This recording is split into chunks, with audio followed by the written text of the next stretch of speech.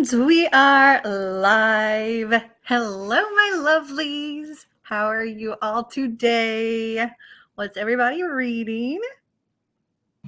I'm super excited for today's reading sprints because we're going to do like a book auction during the chatty times. I hope it goes well. And I hope that y'all find some goodies. I have like a stack of 35 books as well as 2 big box sets. So we'll see how this goes. These are books from my own collection. But I need to get rid of some books. I got too many books and not enough space. So yeah, we're gonna see how this goes. And maybe I'll make this a regular thing. So what is everybody reading? Where is my book? I don't know where my book is. Oh, I see it. It's over there. What is everybody reading though? I am currently reading How to Sell a Haunted House by Grady Hendrix. I've only read the first 5 chapters so far. It's my buddy read for my coffee patrons. I can't answer the phone. My friend Rachel's calling me. I have to tell her. I'm live on YouTube right now. Okay.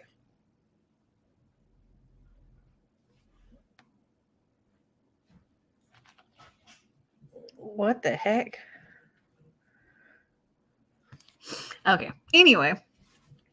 So we were going to be reading Love in Other Words by Christina Lauren, but I realized that I actually read that this summer.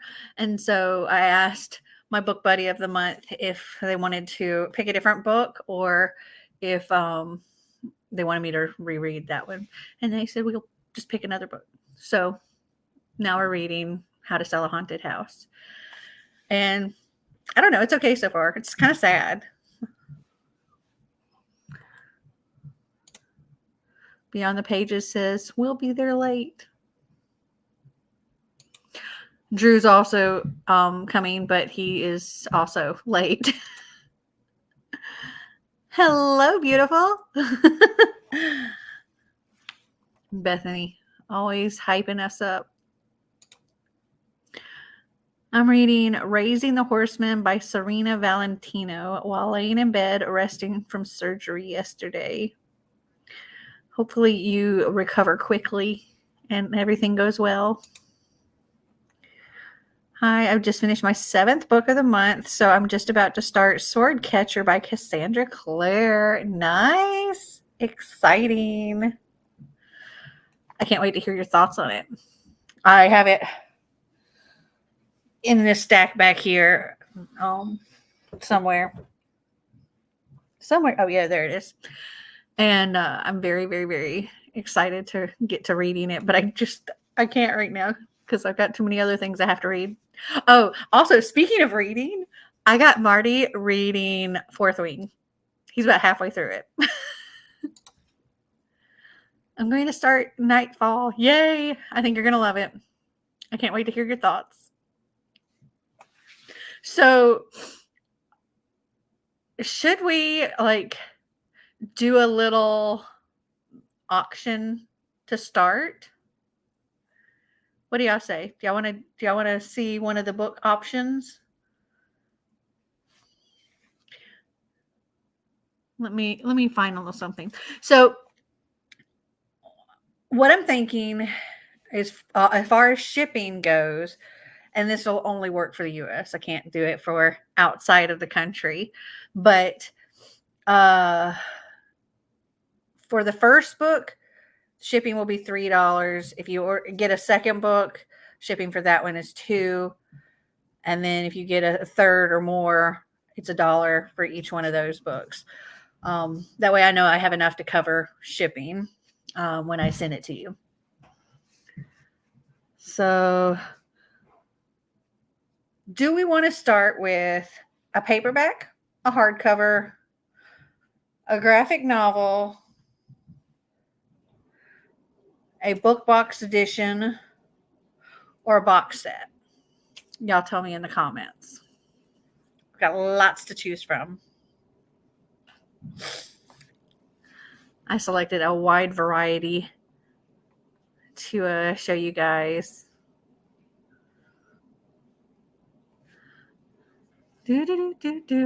Waiting for a comment to see.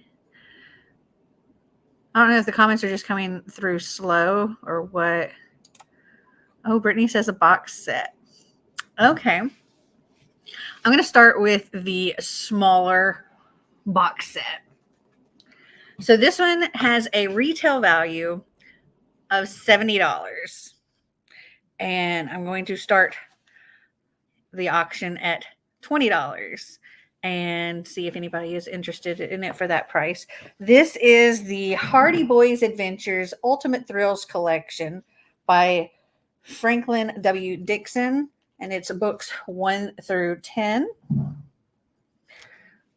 These things, the spine hasn't been broken. These are in brand new condition. If they've ever come out of this box, it's just been to show them, like the titles. So yes, the box is in good condition too, for the most part. Yeah. So, would anybody like this collection of the Hardy Boys Adventures for $20? And I won't do the regular shipping stuff with this one. I think we probably just say $5 shipping for this, kind of basing it on the size and the weight. That's probably low, but do I have $20? Anybody want these for $20? Ooh, ooh. Y'all can write in the comments.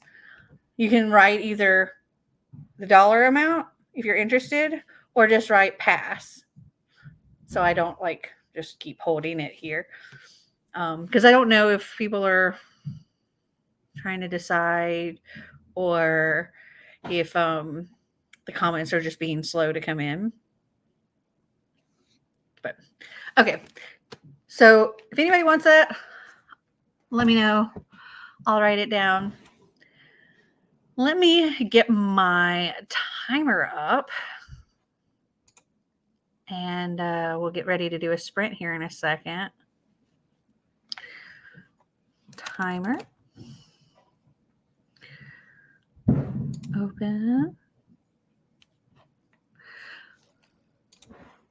All right. Let's do 30 minutes. We got a pass from Rachel.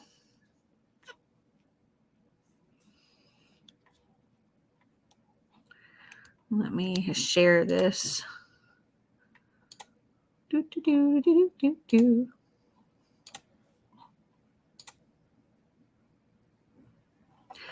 Ta-da!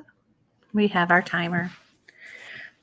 Oh, also, something really, really cool. I have signed up for Trova Trip. If anybody is interested in possibly taking one of these trips along with me, I did put in the description box the link to go take the survey. Taking the survey doesn't like mean you're 100% doing it or anything like that. It's just saying that you might be interested, and yeah, it's like a 2-minute survey. And I have to get at least like 50 people to fill out the survey. So yeah, if you want to do that, that'd be cool. All right. Let's do some reading, and then we'll come back to the little book auction. All right. Happy reading, all.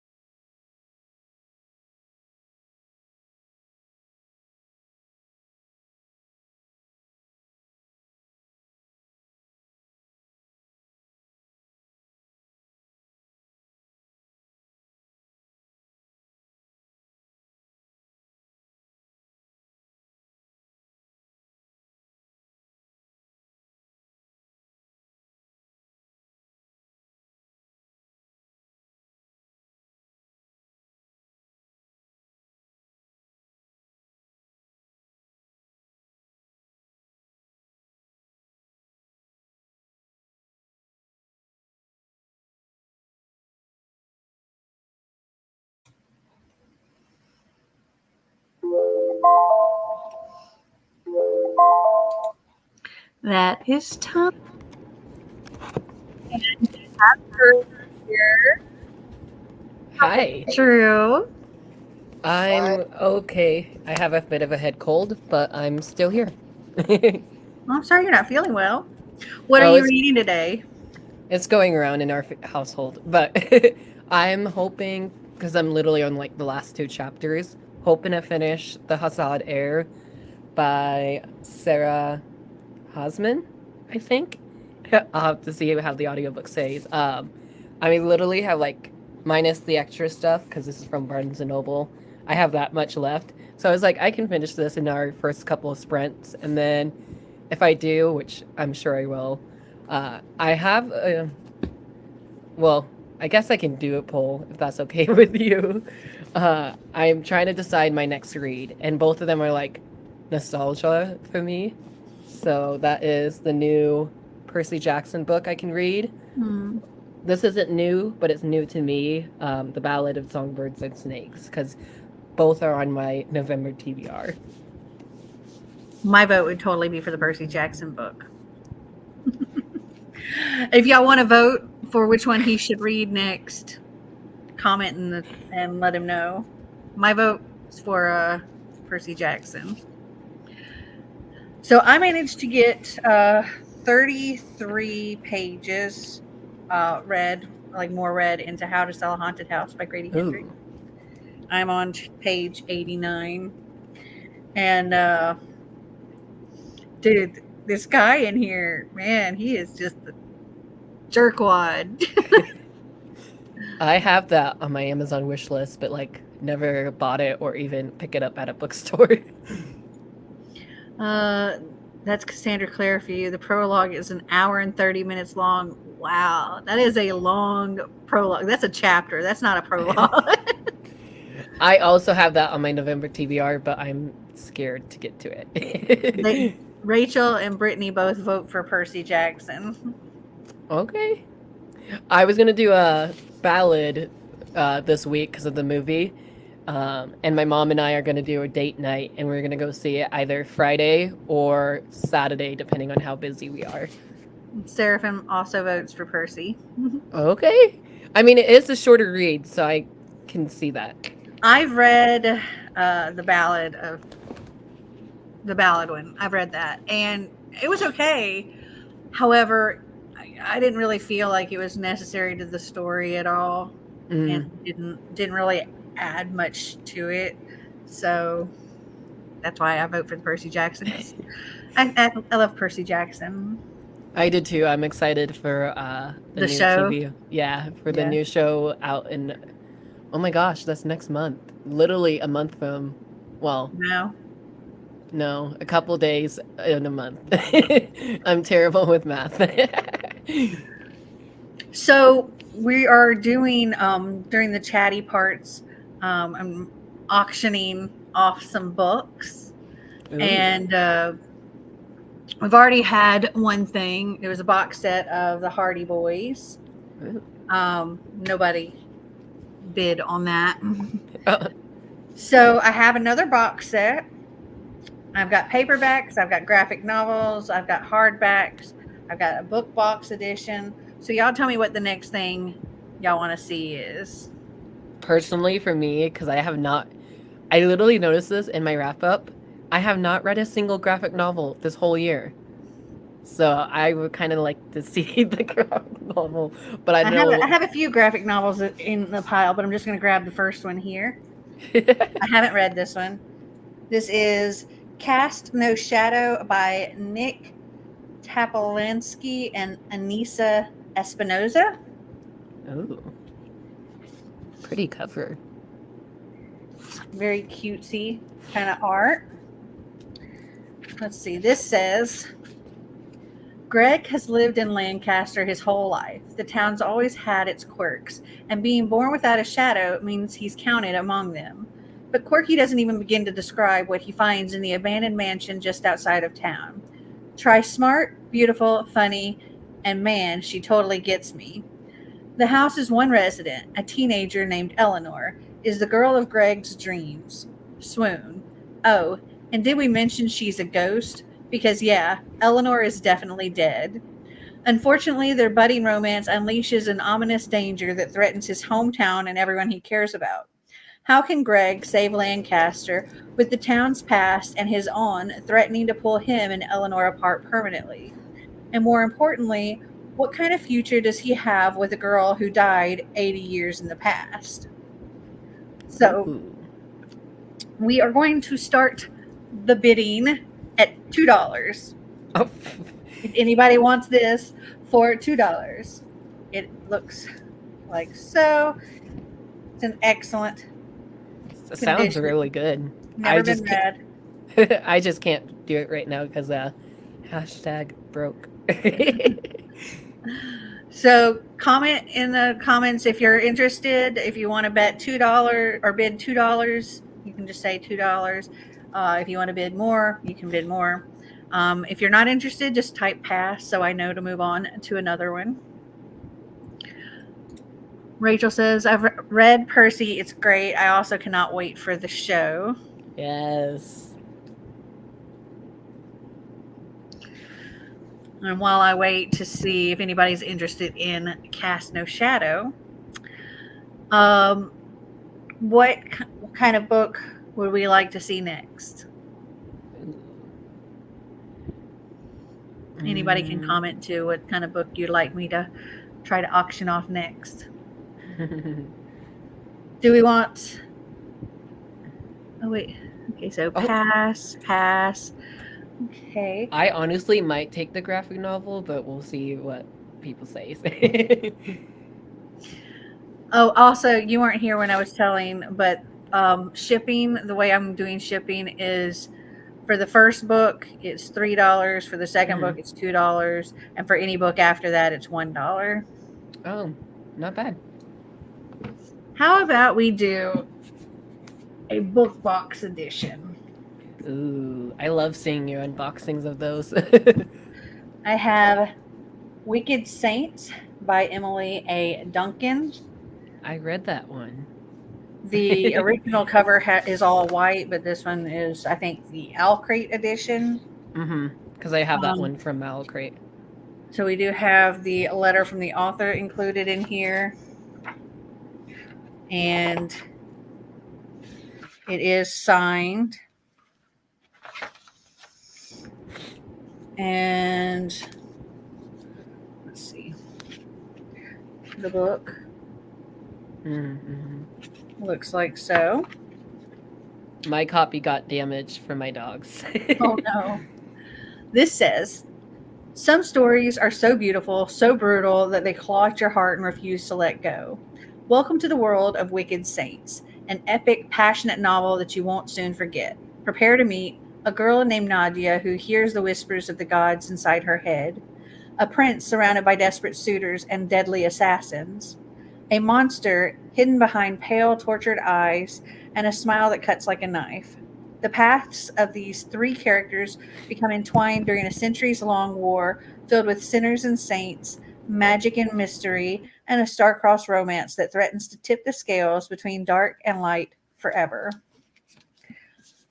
So we will start the bidding for this one, $3. So if anybody wants Wicked Saints, hardcover, book box edition for $3. And for those who follow me, I have read this book, and I gave it a solid 4 stars. So if that helps out anybody. I have not read it. But yeah, it does have the deckled edges.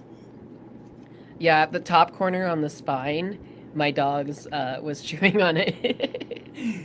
I've had a few books like that too. It was when they were teeth. Ooh, we had got somebody. Brittany, you want which one? You're wanting this, or are you wanting Cast No Shadow?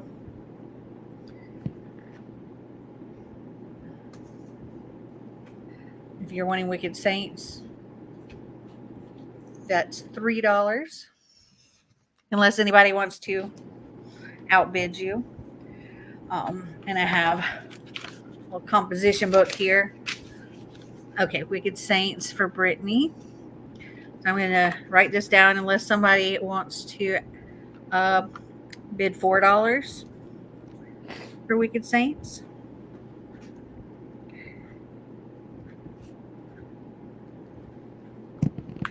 I have a lot of books that I gotta get rid of.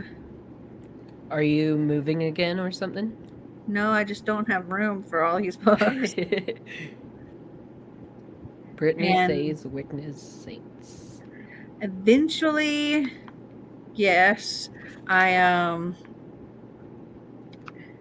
in like 6 years, I'm hoping to sell everything and travel the world. Ooh, that sounds like you, to be honest. Yep. Okay, let's do one more book before we go to another reading sprint.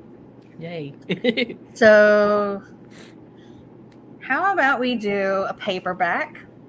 This time we have The Good Luck Charm by Helena Hunting. Floppy paperback.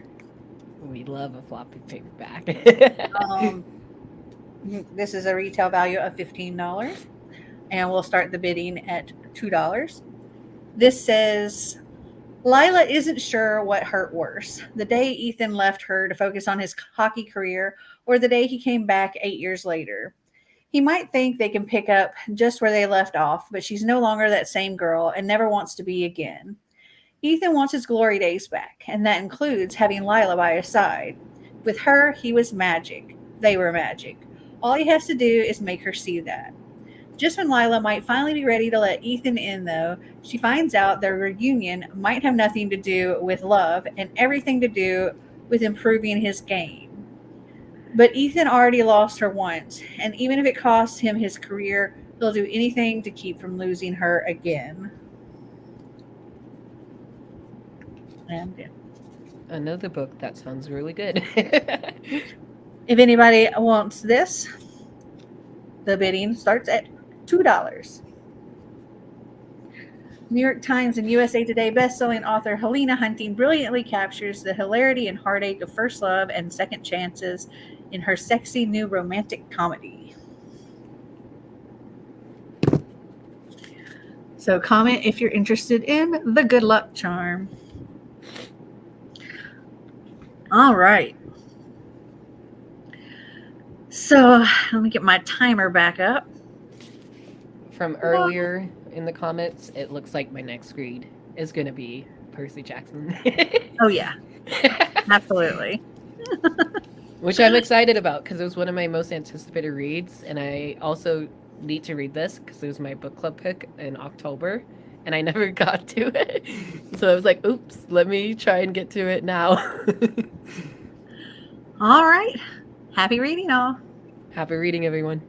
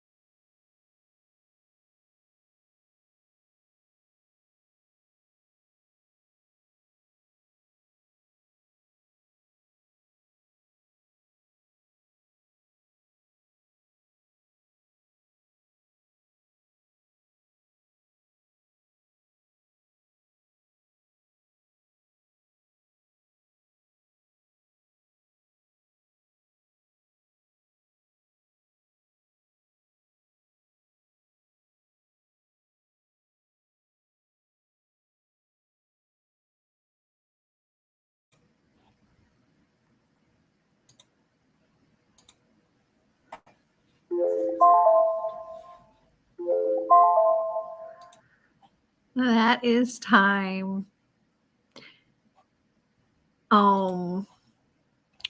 This book is getting disturbing. Yeah, I don't know if anybody was seeing my face, but I was like, yeah. Think taxidermied creatures that are rotting and falling apart coming after you. So I got a page 120 of how to sell a haunted house. Interesting. How did everybody else do? Rachel says, I read Percy Jackson in one sitting. Drew can't hear me, so. Oh, he's writing.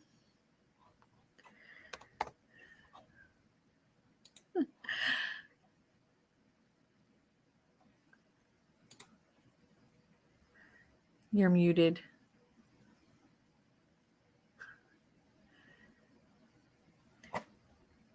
You're muted.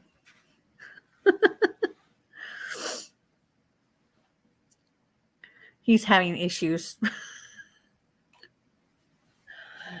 So, how did everybody do with their reading? Drew's having problems. My volume wasn't up. Hello? Yeah, you are muted. That's what I was trying to tell you. How'd you do with your reading? I should have finished it during that sprint, but I was talking to my sister for like 3 minutes because she got nervous. It's her first day of working at the job that I do. And she's like, should I bring anything? Do I need to do this? Do I need to do that? I'm like, girl, you're fine. You got this. So, but yeah, I'm going to definitely finish it on the next sprint. Good brother. I know. She's like, do you have any, it's probably a bad choice for her to do it, but she's like, you have any Colleen Hoover books? I was like, yes. Not good brother. No. I was like, they're very petty. I know. I was like, I have other books you can read. She's like, I know, but Colleen Hoover is popular. I'm like, so is other books.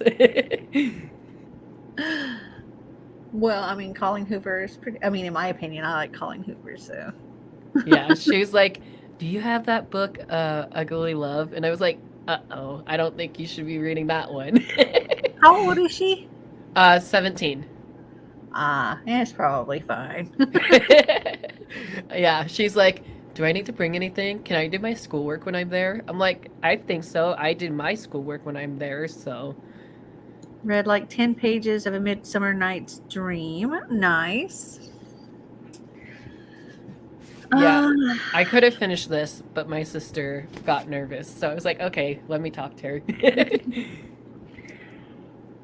All right. What do we want to do next as far as the book auction? Paperback, hardback.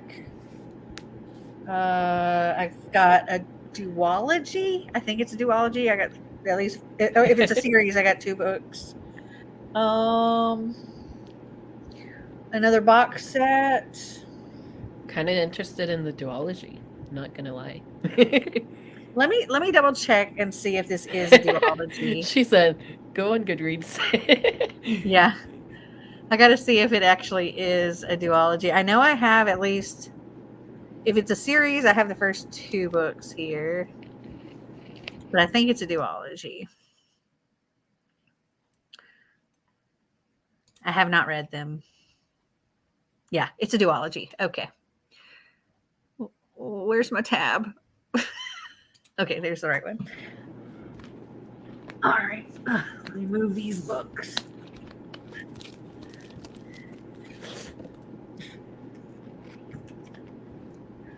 All right. So we have Magonia and Airy. Oh, I remember those. And let's see. This one. decent size for YA. Ooh. And Harry looks like this.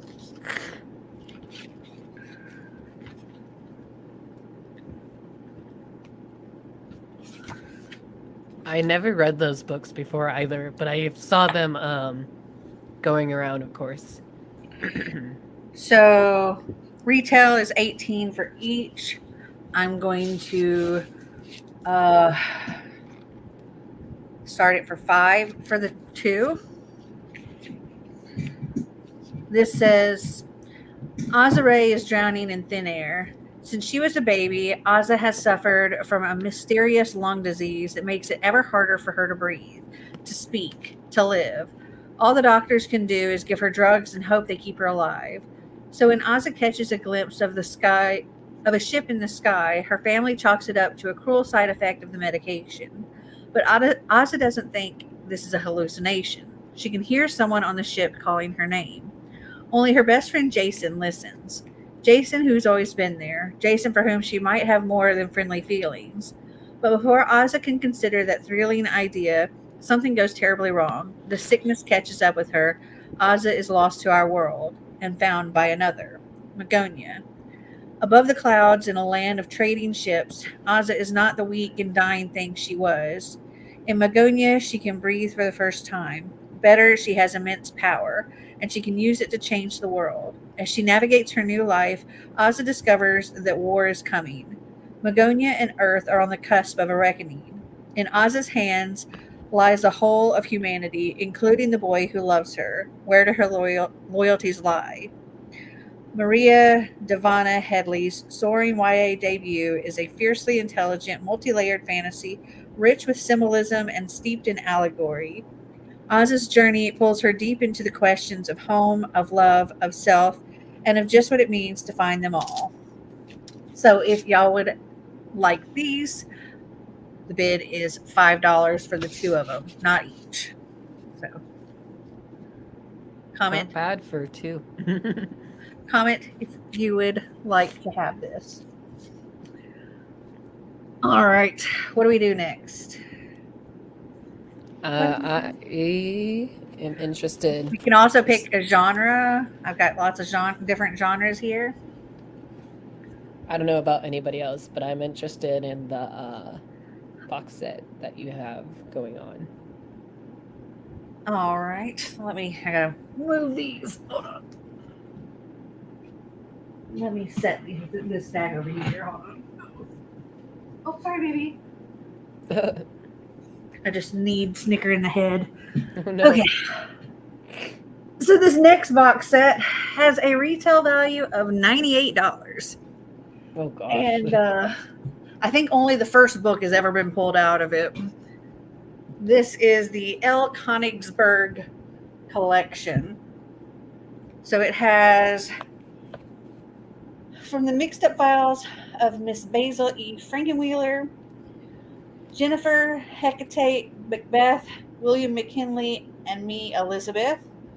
The View from Saturday, The Outcast of 19 Schuler Place, Silent to the Bone, A Proud Taste for Scarlett Manever, Journey to an 800 Number, My Father's Daughter, The Second Miss Gioconda, The Mysterious Edge of the Heroic World, George, About the Benai Bagels, T-Backs, T-Shirts, Coat and Suit, Throwing Shadows, and Up from Jericho to Hell.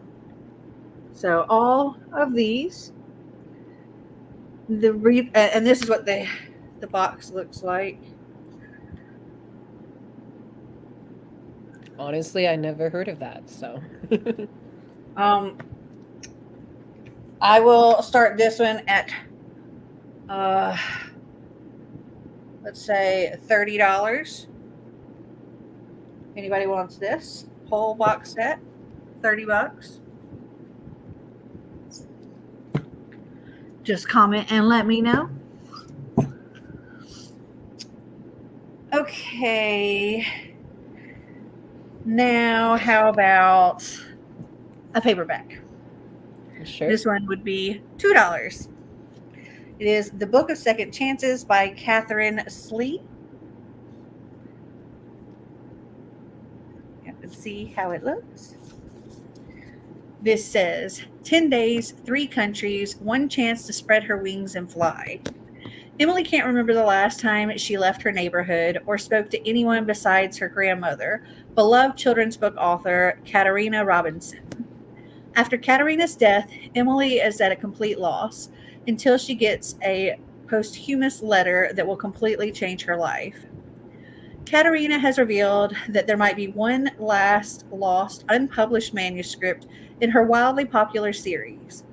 Armed with her grandmother's secret diary and a trail of cryptic book dedications, Emily travels from London to Paris to Verona, retracing her grandmother's past and discovering more about her family and her own strength than she ever imagined possible. So, if you want this, and there is this was in one of my unplugged book boxes. So there's actually a playlist that goes along with it. Oh, cool. And I don't know if it's signed. I don't think it is. No. But yes, $2 if somebody would like this. Maybe. All right. What are we feeling like next? Paperback, hardback, particular genre? You have any more graphic novels? Yeah, but they're further down on the stack. Get to those later because they're down there.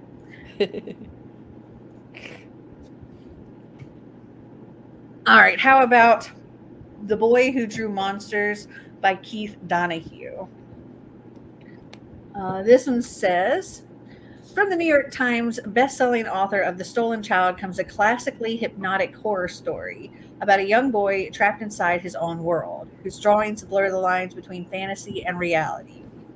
Ever since he nearly drowned in the ocean 3 years earlier, 10-year-old Jack Peter Keenan has been deathly afraid to leave his home in a small coastal town in Maine. Instead, Jack Peter begins to draw monsters, and when those monsters take on a life of their own, no one is safe from the terror they inspire. His mother, Holly, begins to hear strange sounds in the night coming from the ocean. When she seeks answers from the local Catholic priest and his Japanese housekeeper, they fill her head with stories of shipwrecks and ghosts. His father, Tim, wanders the beach, frantically searching for a strange apparition running wild in the dunes. And the boy's only friend, Nick, becomes helplessly entangled in the eerie power of the drawings. While those around Jack Peter are haunted by what they think they see, only he knows the truth behind the terrors that lurk in the outside world. Keith Donahue's The Boy Who Drew Monsters is a mesmerizing tale of psychological terror and imagination run wild. So if anybody is interested in this, we'll start it at $2.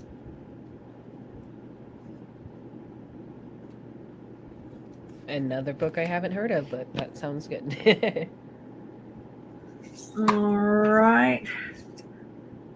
Next up, we have Permanent Record by Mary H.K. Choi.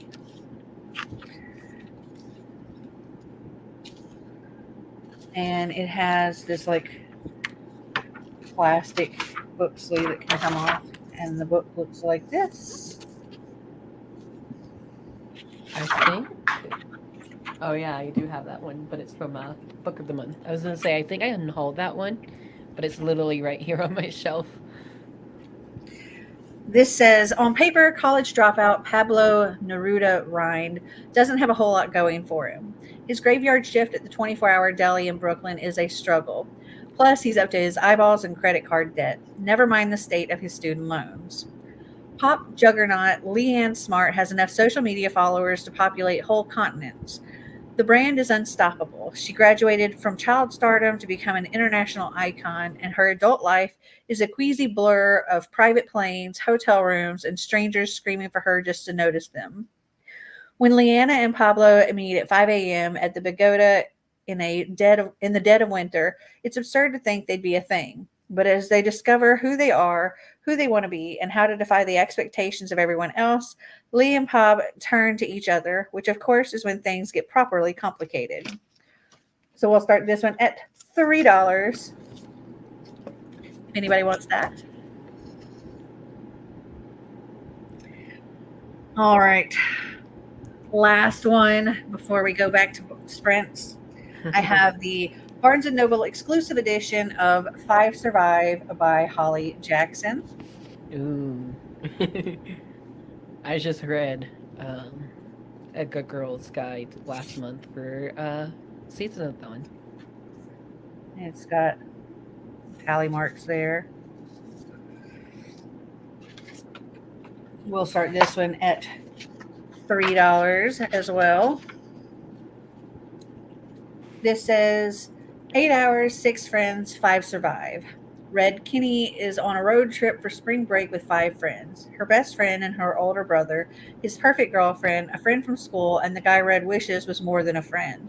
But they won't make it to their destination. When their RV breaks down in the middle of nowhere with no cell service, they soon realize this is no accident. They've been trapped by someone out there in the dark, someone who clearly wants them dead. With 8 hours until dawn, the 6 friends must escape to figure out which of them is the target. But is there a liar among them? Buried secrets will be forced to light, and tensions inside the RV will reach deadly levels. Not all of them will survive the night.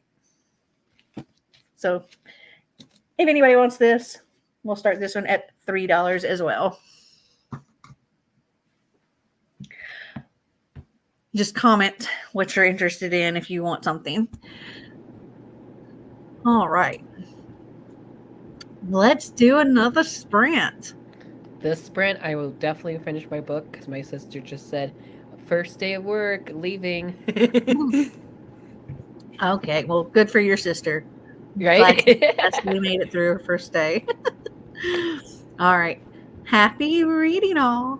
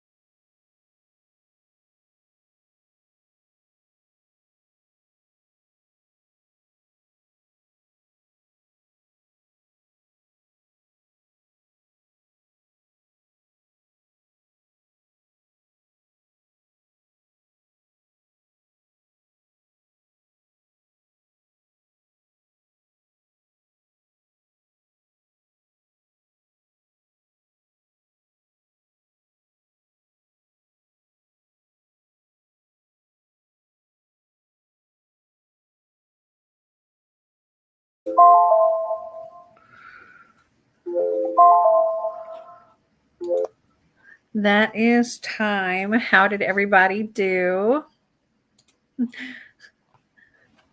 So I got to page 158, and there's a quote in here that I have found that I like that I had to mark it. It says, "You're like some kind of emotionally abusive octopus entangling everyone in your word tentacles."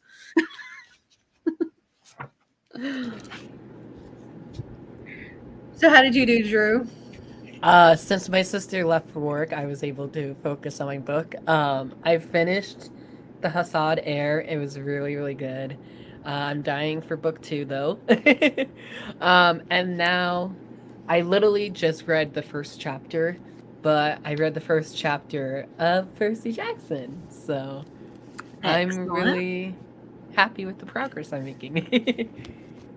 Me too. I'm like about a little more than a third of the way through the book. Ooh, maybe you can finish it. Well, I don't know about that. Maybe. So let's see. Oh, hello, Jeff. How are you?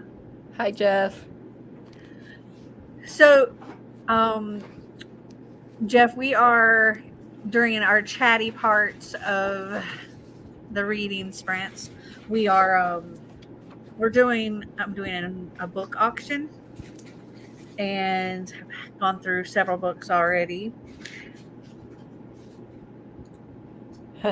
35 Hello, chapters. Mr. Fabulous. Yes, I have. So, do y'all want to pick a genre, or do you want to pick like paperback or hardback as the next one I show you? I don't know if this is genre. Well, it's not for Goodreads anymore, which I won't talk about. But any middle grades by chance, since I'm reading a middle grade? Let's see. What did you go see, Jeff? I want to go see. Well, I know I'm gonna go see it because Mom said yes. But the new, which we already talked about, but the Ballad of Songbirds and Snakes, Oh yeah. just to see how it would adapt. My mom has not read the book, and neither have I. So I think might be an actual good idea that we buddy read this together, maybe, because I do have the audiobook. So I was like, Mom, you want to do a first buddy read? The Marvels and It's a Wonderful Knife. Interesting. I want to go see the Marvels still, but I haven't had time yet. I don't know that I've heard of It's a Wonderful Knife. I love It's a Wonderful Life, but I'm guessing that's not the same movie. So other than the 2 box sets that I showed earlier, I think the only middle grade that I have in this stack is a middle grade graphic novel, and that is Midas. And retail value for this one is $15.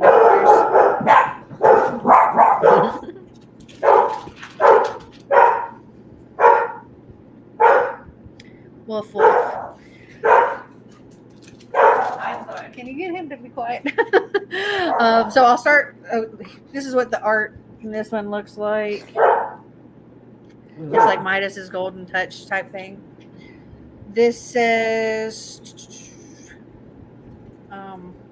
Space Captain Joey, Navigator Fatima, and Scientist and Dinosaur Cooper are headed to Earth, a planet completely sectioned off, abandoned, and covered in gold, and are confronted by the most powerful weapon in the universe, some ancient dead guy's body. Now they've got to keep King Midas's body from being dropped on planets across the universe and figure out exactly what to do with a gross dead dude with one truly ridiculous superpower. And we will start the bidding on this one at $2. So if anybody wants Midas, comment down below and let me know. I'm trying to watch Hunger Games films before seeing Ballad of Songbirds and Snakes. I like the Hunger Games. I was telling Drew that I don't think the Ballad of Songbirds and Snakes is really necessary to the story. I don't think it added much to it. It was okay. It's a horror interpretation of It's a Wonderful Life. I'm very curious now. Maybe a I, date night for you and Marty. I don't know. Like like It's a Wonderful Life is my absolute favorite of all time Christmas movies, and so I don't know how I feel about a horror interpretation of it. All right. What next? Do we want hardcover? Do we want paperback? Do we want a particular genre? The Anybody? comments can pick for y'all. Anybody want to see something particular? Or shall I just grab one? Hello, my dear. We are having our book auction at the moment. If there's any books that you see that you're interested in,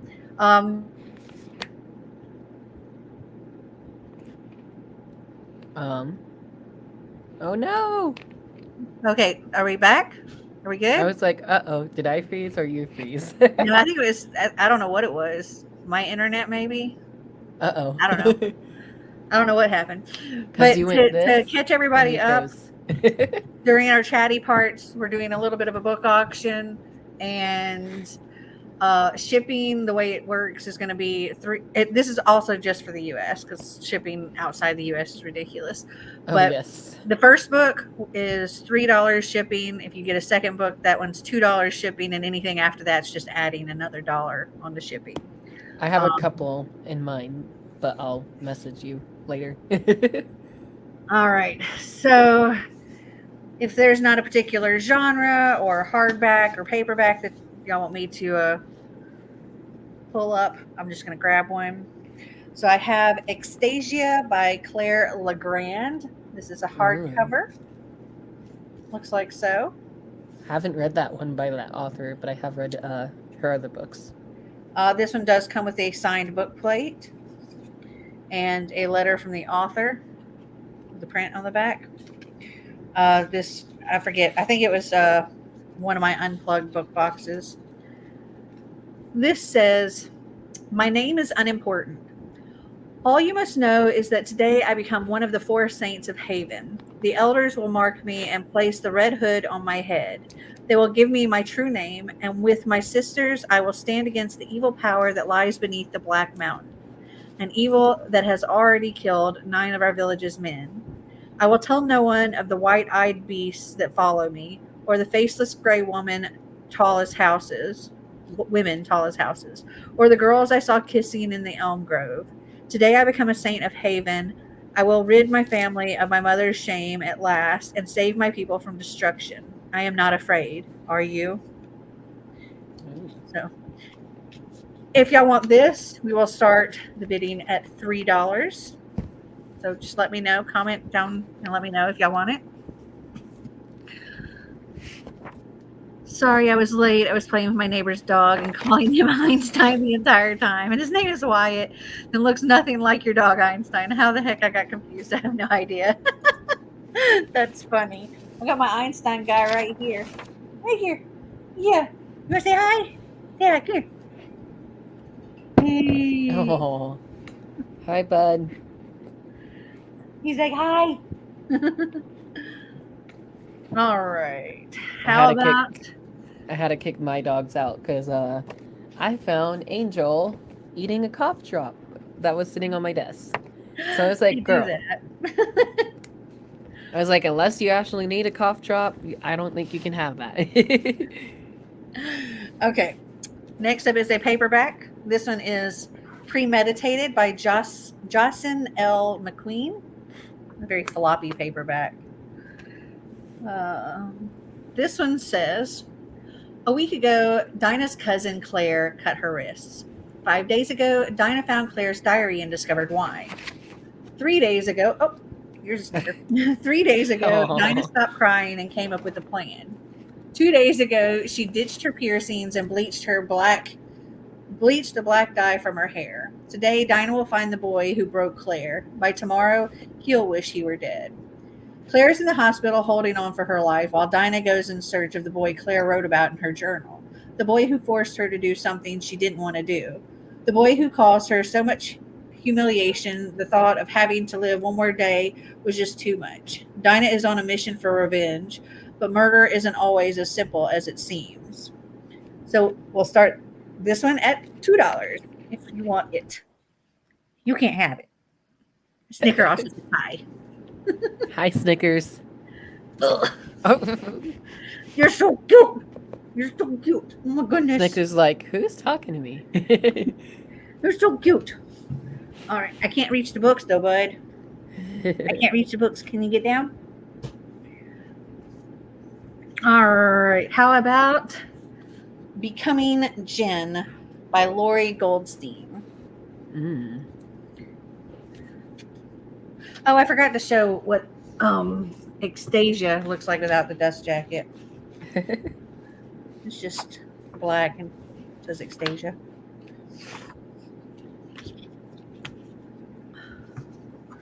Okay, so Becoming Jen. This is purple. Ooh, that's pretty purple. This says, Azra has just turned 16. She has shed her teen awkwardness overnight. Her body is lengthening and curving, and a brand new silver bangle glistens on her wrists. As she always knew it would, the day has come for Azra's Jinn ancestry to fully blossom. But beneath the magical fun of her new powers is the reality of her servitude, as her wish granting is controlled by a remote ruling class of Jinn known as the Afrit. Like other female Jinn, Azra has always lived among humans, and the summer begins with a job at the beach snack bar and newfound flirtations. But when no one's watching, Azra is also learning how to harness her powers and fulfill the obligations of her destiny. Mentored by her mother and a small community of Zar's sisters, Azra soon discovers she may not be quite like the rest of them, and her powers could endanger them all. So, if y'all want this, $3. Comment below. I would say it looks like we might be getting some rain today because it's super cloudy outside. Ah. So if there's pitter-patter noises, I don't know if you'll be able to hear it because of my headphones on, but in case you do. All right, next up is 99% Mine by Sally Thorne. Paperback. I still need to read a book by this author. This one says, crush, noun, a strong and often short-lived infatuation, particularly for someone beyond your reach. Darcy Barrett has undertaken a global survey of men. She's traveled the world and can categorically say that no one measures up to Tom Velska, whose only flaw is that Jamie, Darcy's twin brother, saw him first and claimed him forever as his best friend. Despite Darcy's best efforts, Tom's off limits and loyal to her brother 99%. That's the problem with finding her dream man at age 8, peaking in her photography career at age 20. Ever since she's had to learn to settle for good enough. When Darcy and Jamie inherit a debilitated cottage from their grandmother, they're left with strict instructions to bring it back to its former glory and sell the property. Darcy plans to be in an aisle seat halfway across the ocean as soon as the renovations start. But before she can cut and run, she finds a familiar face on her porch, house flipper extraordinaire Tom, who has arrived bearing power tools and is single for the first time in almost a decade. Suddenly, Darcy's considering sticking around to make sure her twin doesn't ruin the cottage's inherent magic with his penchant for gray and chrome. She's definitely not staying because of her new business partner's tight t-shirts, or that perfect face that's inspiring her to pick up her camera again.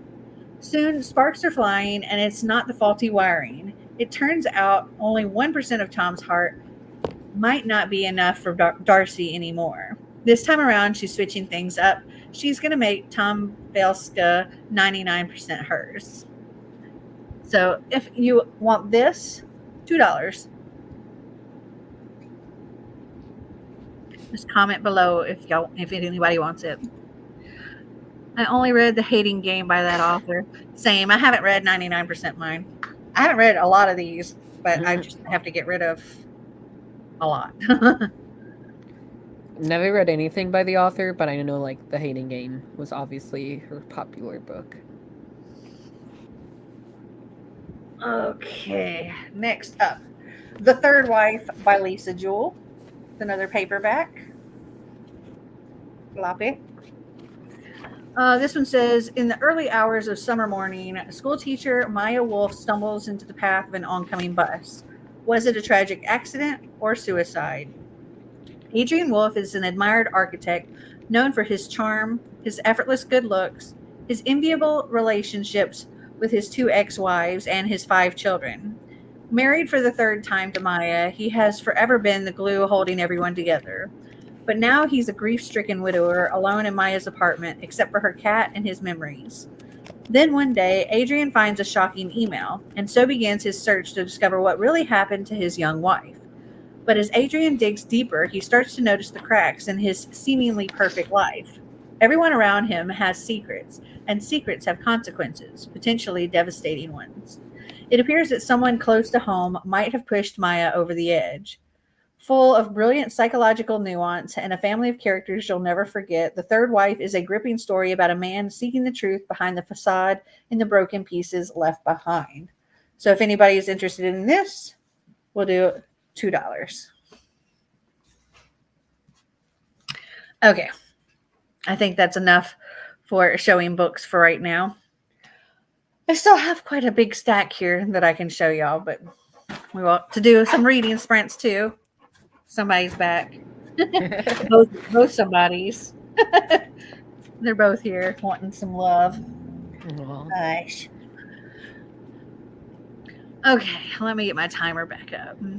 I was just updating my bullet journal from Malcrate, and it said that the Hassad Air was my 89th book of the year. So, yay!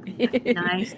Yesterday, I think it was yesterday, I was working on updating my Goodreads for all the books that I've read for the entire year. Oh gosh. Yeah, because I hadn't entered a single one, not one. And so I managed to get all the way through June. And I think it says I've read up to that point. I think it said I read 109. Oh wow. But I haven't entered anything like July, August, September, or October's yet. All right. So I have no idea how many I've actually read. All right, let's get back to some reading. Yay! Happy reading, Happy everyone. reading all.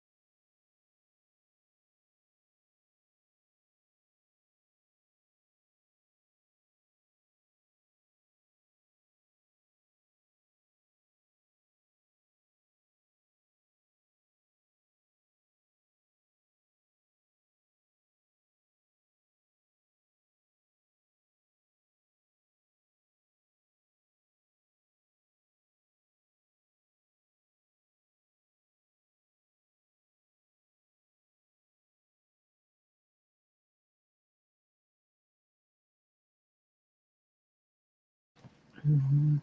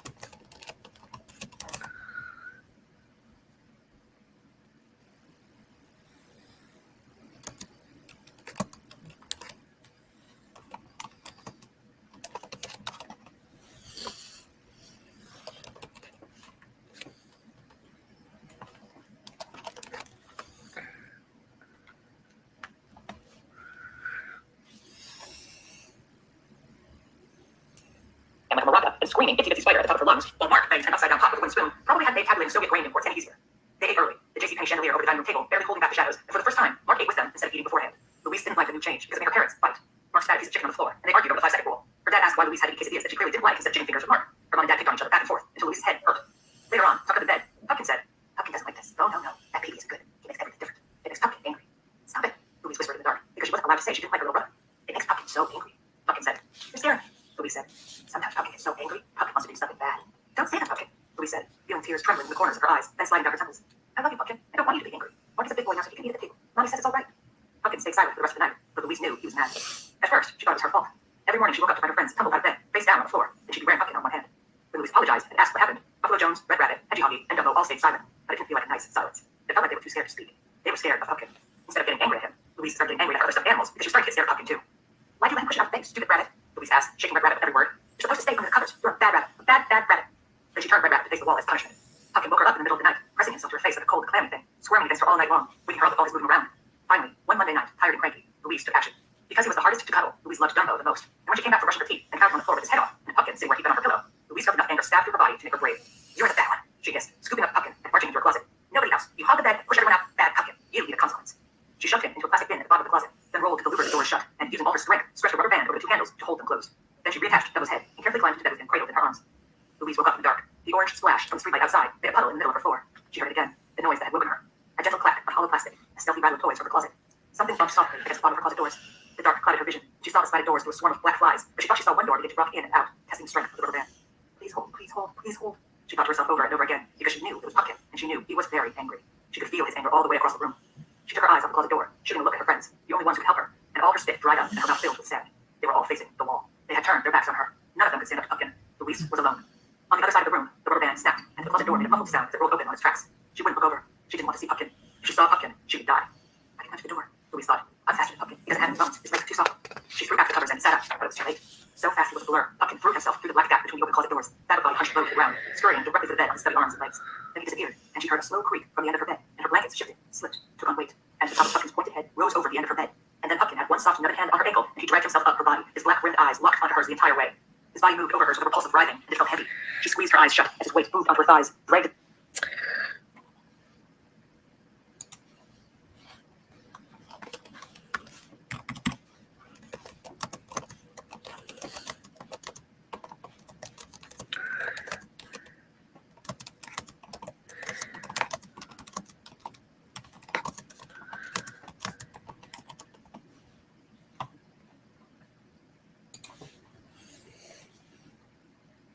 moved onto her thighs, dragged itself over her lap, up her belly, and then her bony ribs. He finally stopped. She felt it settle just below her chin, pressing down on her throat, making it hard to swallow.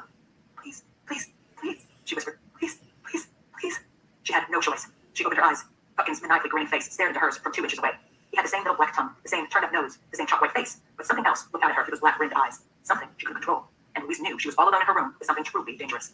Pumpkin's face writhed and folded from within, and then it made a terrible, hollow, crumbling sound, and his little mouth stretched open wider than she'd ever seen. Louise had pulled her hands up to her chin.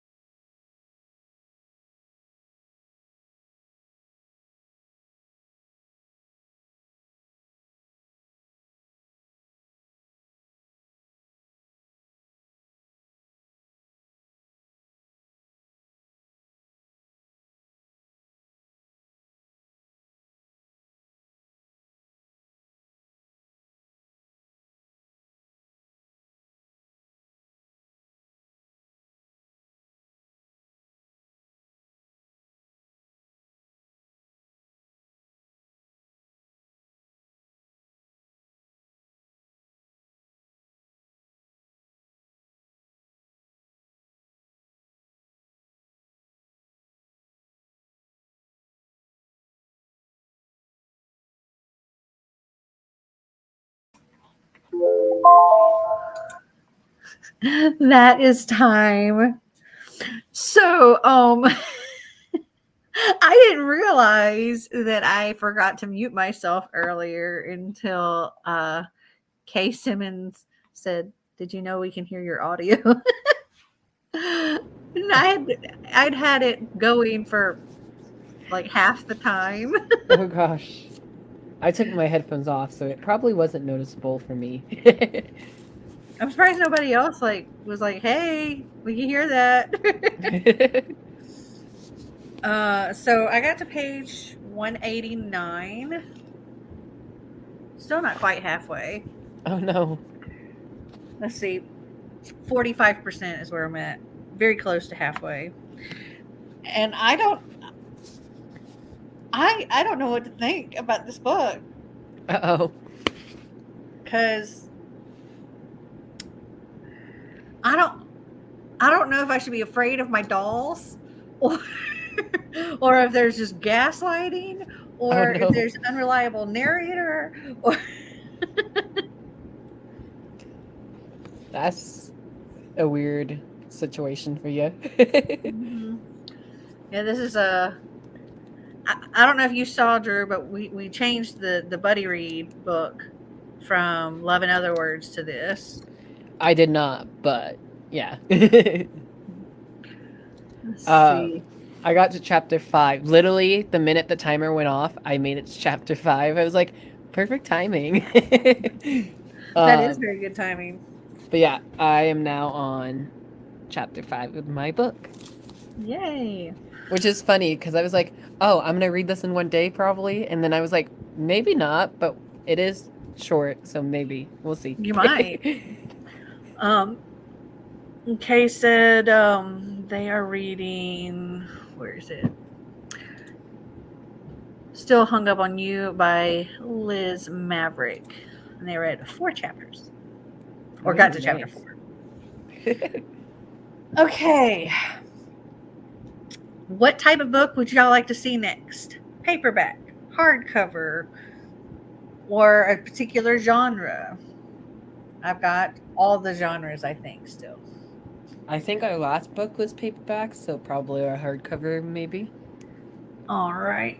Let's go with The Last Voyage of Poe Blythe by Ali Condi. And did I ever get this one signed? So many of my books I've gotten signed. Not this one. This is what it looks like. I just read a book by Ali Condi. What was it? Matched, maybe?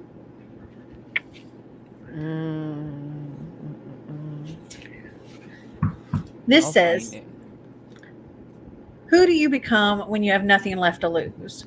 There is something Poe Blythe, the 17-year-old captain of the outpost's last mining ship, wants far more than the gold they tear from the Serpentine River. Revenge. Poe has vowed to annihilate the river raiders who robbed her of everything 2 years ago. But as she navigates the treacherous waters of the Serpentine and realizes there might be a traitor among her crew, she must also reckon with who she has become, who she wants to be, and the ways love can change and shape you.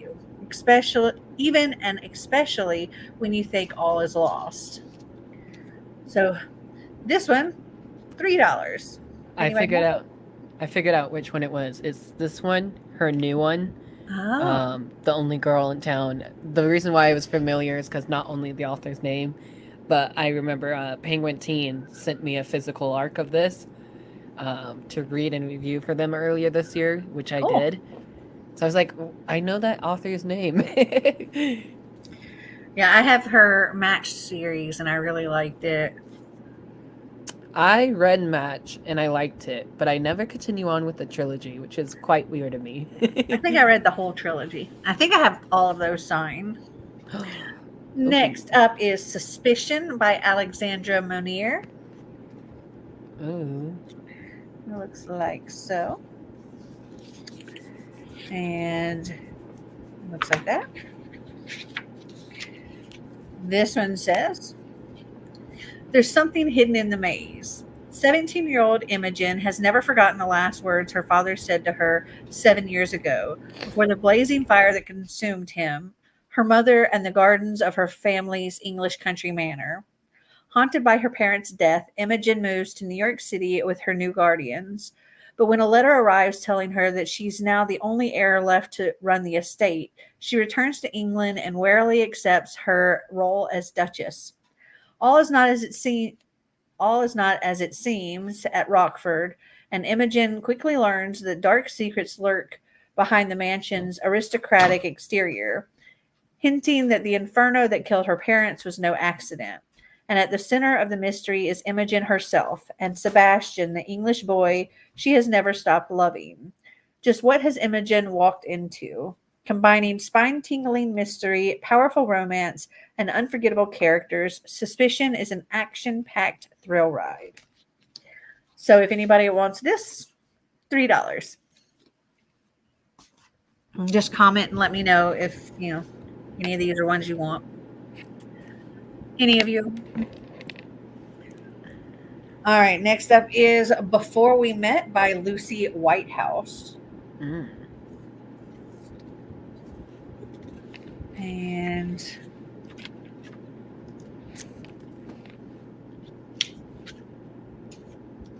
this does look like a couple of pages got kind of folded in there. They'd have to be flattened out.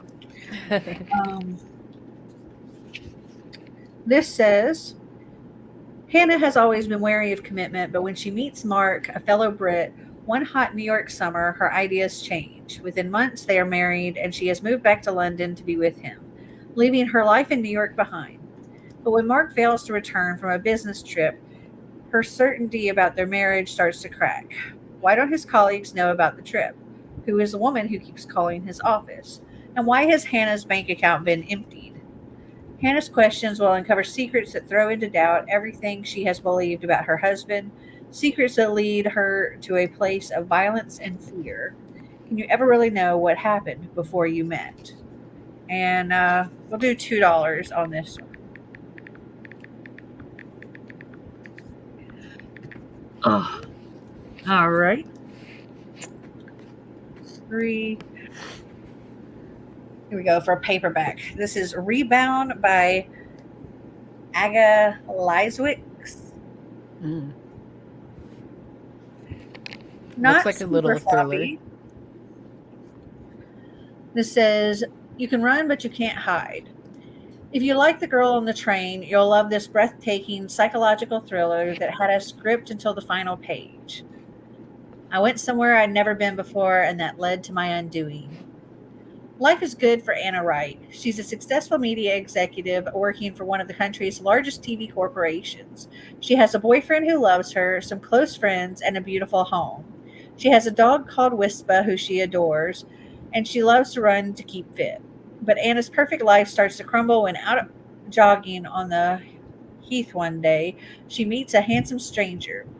She takes a route into unfamiliar territory, and then she has to face the consequences. There's a dark and growing sense of unease as the atmosphere becomes unsettled, and as Anna's professional life becomes more pressured and poisonous, her obsession with a handsome stranger intensifies. So, if anybody wants this, $2. Very off topic, real quick. Mm-hmm. Have you hosted giveaways before by chance? Yes. How would you go about them? Because I have 2 books that I'm thinking of doing a giveaway for, but I'm not sure how to do them, I usually do it with just in a video and tell them to comment a certain something in the, and then you can put the people that have commented in a wheel or random name picker or something like that. And I always tell all the people you got to be subscribed or whatever. Okay, because I hit 10. Well, I'm over 10K now on TikTok, but I hit. I think I'm at. Actually, let me look. I want to be correct with the number. It's 10 or it's 1,055, I think, for me. Oh, way off. It's 1,059. But yeah, I was like, I'm getting so many like new followers and just like I hit 10K over the summer and I realized I'd never done a giveaway until now. So I was like, let me host a giveaway because I have 2 copies. I have 1 copy of an ARC because the publishers sent me the ARC twice by mistake. So I was like, I could give it to one of my friends in real life who doesn't have an ARC, or I could give it to somebody on TikTok. And then I also have a second copy of another popular author that I won't say just in case they come over to my channel. But I was like, I know Mel hosted giveaways before, so let me ask real quick. Yeah, that's how I typically do mine. Is like, tell them they got to be subscribed, and they have to have it so that I can see that they're subscribed, and then they comment below something like answering a question or whatever, a secret word that you're going to tell or something. Yeah, because I was thinking of doing one this weekend, and I thought it would be fun to make a video for it. That's cool. All right, we'll do one more book before we get back to the reading sprints. Do we want to do another paperback? Do we want to do a hardcover? I am a fantasy, hardcover. Romance, thriller. I'm a hardcover person myself, but Let's see. For hardcover, I think we got some like contemporaries. I got a fantasy, sci-fi. These are ones I can easily get to. sci-fi. Horror, I think. Can we do sci-fi? Because I haven't done a lot of sci-fi this year either. Sure. Next up is this one's actually a book of the month book, and it's Dark Matter by Blake Crouch. Mm. And Do I have looks that one? like so. This was the August 2016 book of the month. This says, "Are you happy with your life?" Those are the last words Jason Desson hears before the masked abductor knocks him unconscious. Before he awakens to find himself strapped to a gurney, surrounded by strangers in hazmat suits. Before a man Jason's never met smiles down at him and says, "Welcome back, my friend." In this world he's woken up to, Jason's life is not the one he knows. His wife is not his wife, his son was never born, and Jason is not an ordinary college physics professor, but a celebrated genius who has achieved something remarkable, something impossible. Is it this life or the other that's the dream? And even if the home he remembers is real, how can Jason possibly make it back to the family he loves? The answers lie in a journey more wondrous and horrifying than anything he could have imagined, one that will force him to confront the darkest parts of himself, even as he battles a terrifying, seemingly unbeatable foe. From the author of the best-selling Wayward Pines trilogy, Dark Matter is a brilliantly plotted tale that is at once sweeping and intimate, mind-bendingly strange, and profoundly human. A relentlessly surprising science fiction thriller about choices, paths not taken, and how far we'll go to claim the lives we dream of.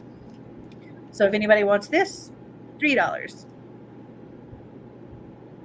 I have a book by that author, but it's not that one. I have Recursion? Yes, Recursion and the blue one. I don't know where it's at because all my books, as you can see, are facing with the pages. But his blue book. Oh, Upgrade. That's what it is. Because I read Recursion with my friend Sydney. We both liked it. And now we were waiting for his new book at the time. And now we haven't even read Upgrade yet. And I'm like, we should get onto that, girl. I've also heard Dark Matter is his best one. Ooh. So I tried reading that before and I DNF'd it, but maybe I'll like it again because I really liked Recursion. So. Okay. Well, if anybody wants any of those, just comment. Let me know. Also, if you're watching this live after it's aired, then and you're interested in any of these books, comment down below and let me know if they're still available. It's yours. Some of them might be going to me. All right, let me put this timer back up. And we will do another sprint. I might be editing this one because my head is starting to hurt Oh. with the reading. But I'm gonna edit my videos because I'm behind on editing. All right. Well, happy reading all and happy editing. Thanks.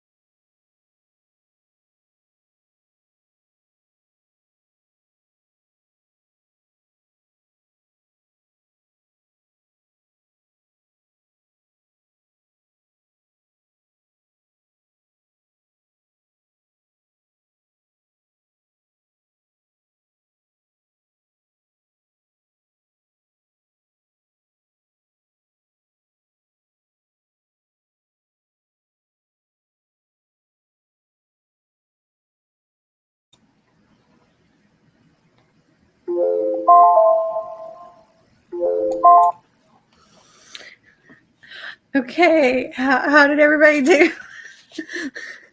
This book is disturbing. Oh no. I was like, think of a needle getting stuck into, like, getting plunged into your eyeball Ugh. by a manic puppet No thanks. and then having to pull it out. Mm-mm. I was like going, ah! I put a message in our private chat, but it's okay. We can go over it a little bit later.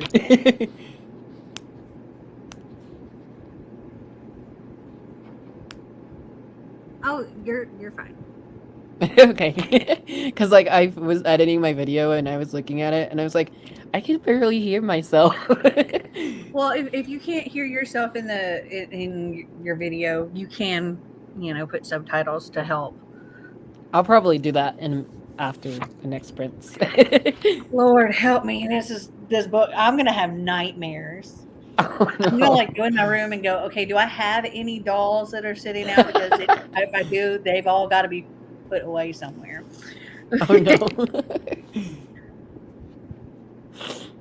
The question I asked Mel, for those who are curious, was I went to a book signing event last month, and that's how far behind on videos I am. But I went to a book festival and I met some authors, and in one of my author clips, it was kind of hard to hear me. So I asked her if I should put a caption in the video, just in case you guys can hear the conversation. So yeah, I'm pretty sure I'm at the halfway point at this point. And Yay. Yeah. Do you have a rating for it yet? Do what? Do you I have don't a have a rating for it yet?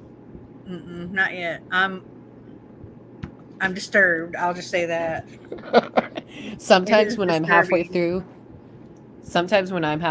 I kind of have a rating of what it's going to be, but then the ending always changes it for me. I think typically I go in with like a 3 in mind, and then it can either go up or down. But I don't really think about it too much. I don't know. I'm disturbed. I'm disturbed.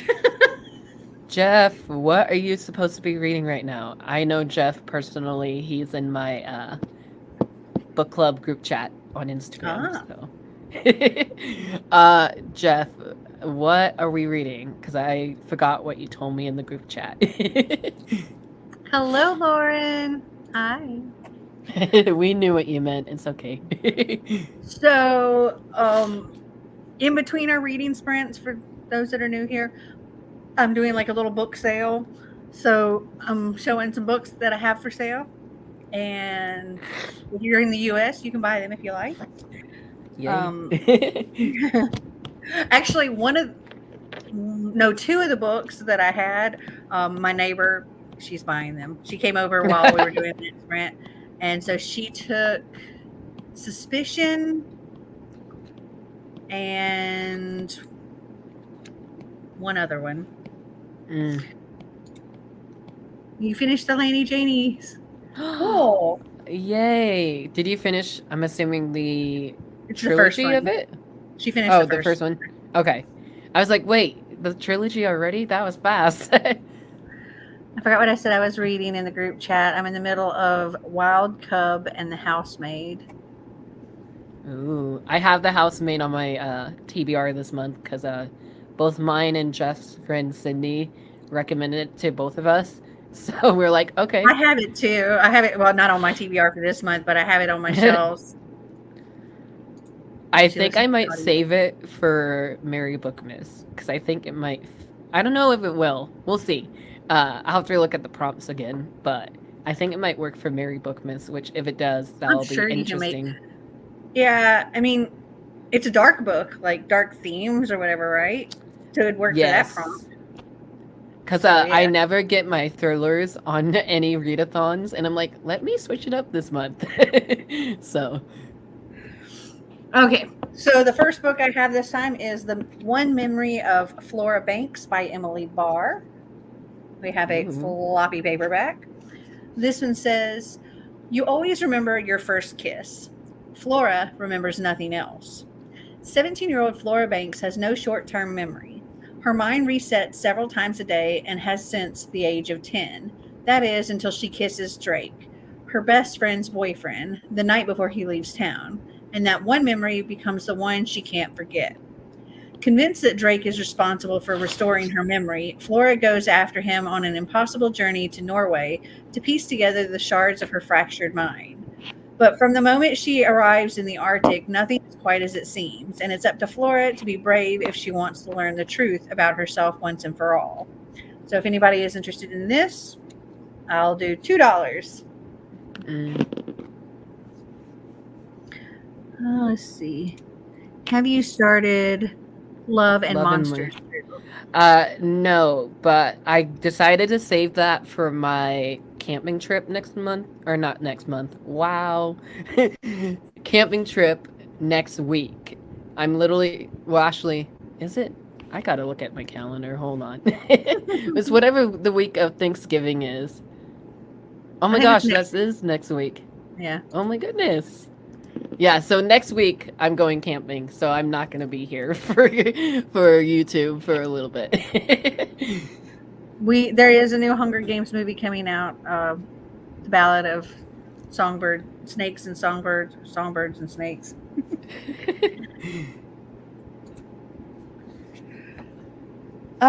Next up is Simmer Down by Sarah Smith. We have another floppy paperback. This one says, Nikki DeMarco knew life wouldn't be all sunshine and coconuts. When she quit her dream job to help her mom serve up mouth-watering Filipino dishes to hungry beachgoers, but she didn't expect the Maui food truck scene to be so eat or be eaten, or the competition to be so smoking hot. But Tiva's Filipina cuisine has faced bigger road bumps than the arrival of Callum James. Nikki doesn't care how delectable the British food truck owner is. He rudely set up shop next to her coveted beach parking spot. He's stealing her customers and fanning the flames of a public feud that makes her see sparks. The solution? Let the upcoming Maui Food Festival decide their fate. Winner keeps the spot. Loser pounds sand. But the longer their rivalry simmers, the more Nikki starts to see a different side of Callum. A sweet, protective side. Is she brave enough to call a truce, or will trusting Callum with her heart mean jumping from the frying pan into the fire? So if anybody is interested in this one, $2.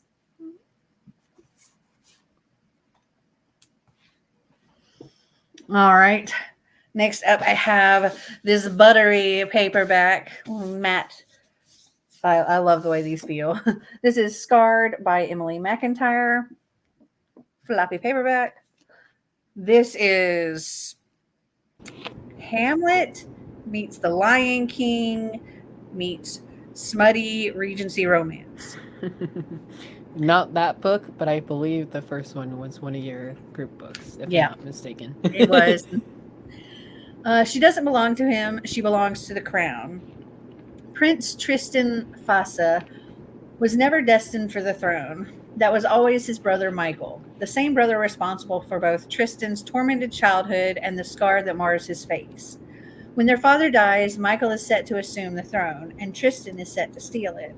The leader of a secret rebellion, Tristan will stop at nothing to end his brother's reign. But when Michael's new betrothed, Lady Sarah Beatro, arrives, Tristan finds himself in the middle of a new kind of war, the kind that begs the question of what's more important, the crown or the woman about to wear it. Sarah has one plan: marry the king and eradicate the Fasa line, even at the risk of her own peril. But she never expects the scarred prince. He's dangerous, forbidden, and one of the men she's been sent to kill. But the line between hatred and passion has never seemed so thin, and as secrets come to light, Sarah grows unsure of whom she can trust, torn between vengeance and the villain she was never supposed to love. So if anybody wants this, $2.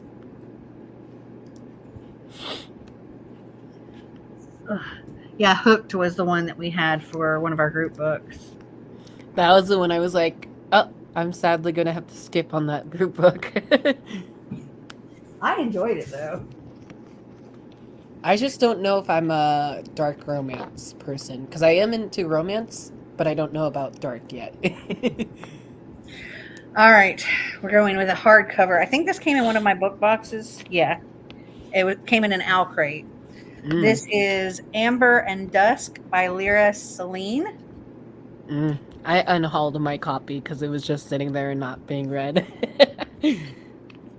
And it does come with a letter from the author, and it is signed. And the book looks like so.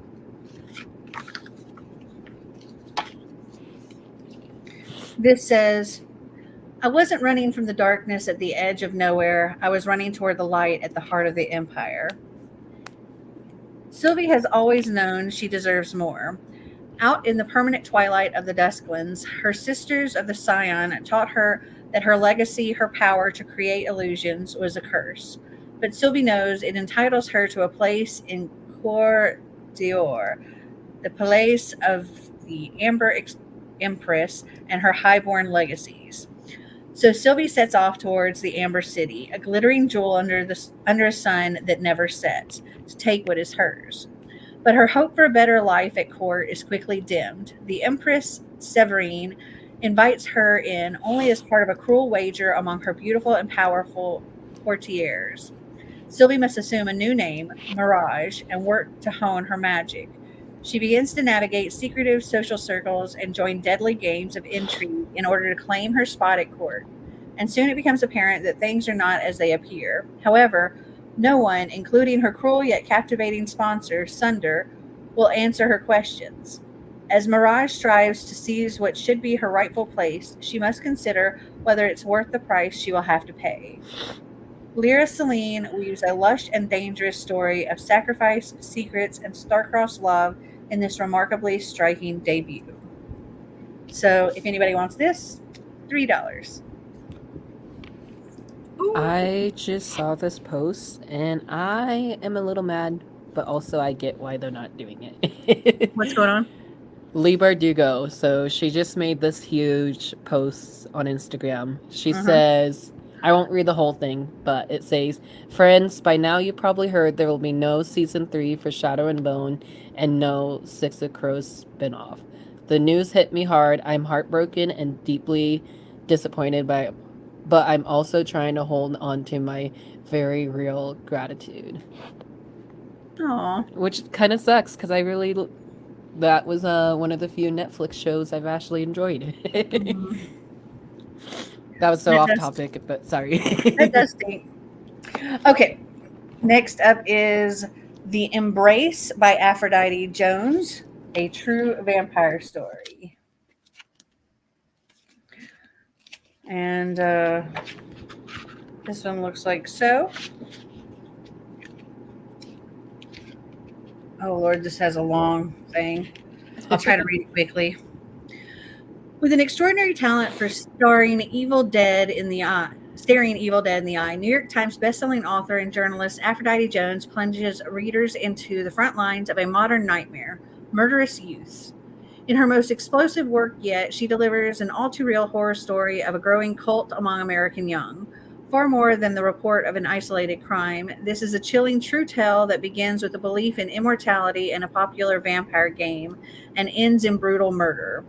On November 25th, 1996, in the lakeside community of Eustis, Florida, Rick and Ruth Windorf were savagely beaten to death with a tire iron in their home. The Windorfs knew Ford Explorer was stolen, but this was no routine robbery gone bad. This was a crime carried out by one Roderick Farrell, a 16-year-old self-avowed antichrist, a crime designed to fulfill the mission of 3 of his fellow vampire cult members.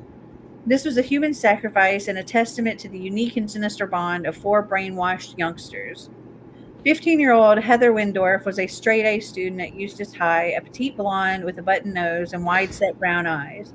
Only her closest peers knew that underneath Heather's wholesome girl next door looks, there lurked a person with an extremely morbid curiosity and a need for independence that stretched far beyond the perimeters of conventional morality. Heather had been hard to wish her parents off the face of the planet. She had never dreamed that when she joined four friends for a joyride one fall evening in 1996, her wish had already come true. Heather had fallen prey to Rod Farrell's Dark Army, a band of teenage vampire cultists who devoured the fiction of Anne Rice and the Vampire Bible, and engaged in role-playing games of mysticism, blood drinking, and the occult in the gothic underground of America's heartland.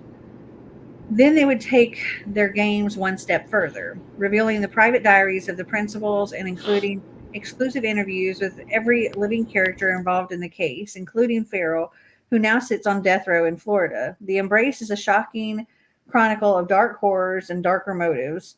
It is also a profoundly disturbing account of an expanding and malevolent cult of America's strays, one that will forever change the way we look at one of the fastest growing religious movements in the country and its most vulnerable fold, our own children. Okay, so if anybody wants this, $3. I gotta start a new stack because that one's getting really tall. Let's see. Lauren says, what book should I read next? Ooh. After the Lady Janie audiobook. We did a group poll for me as well, so that will be fun for you.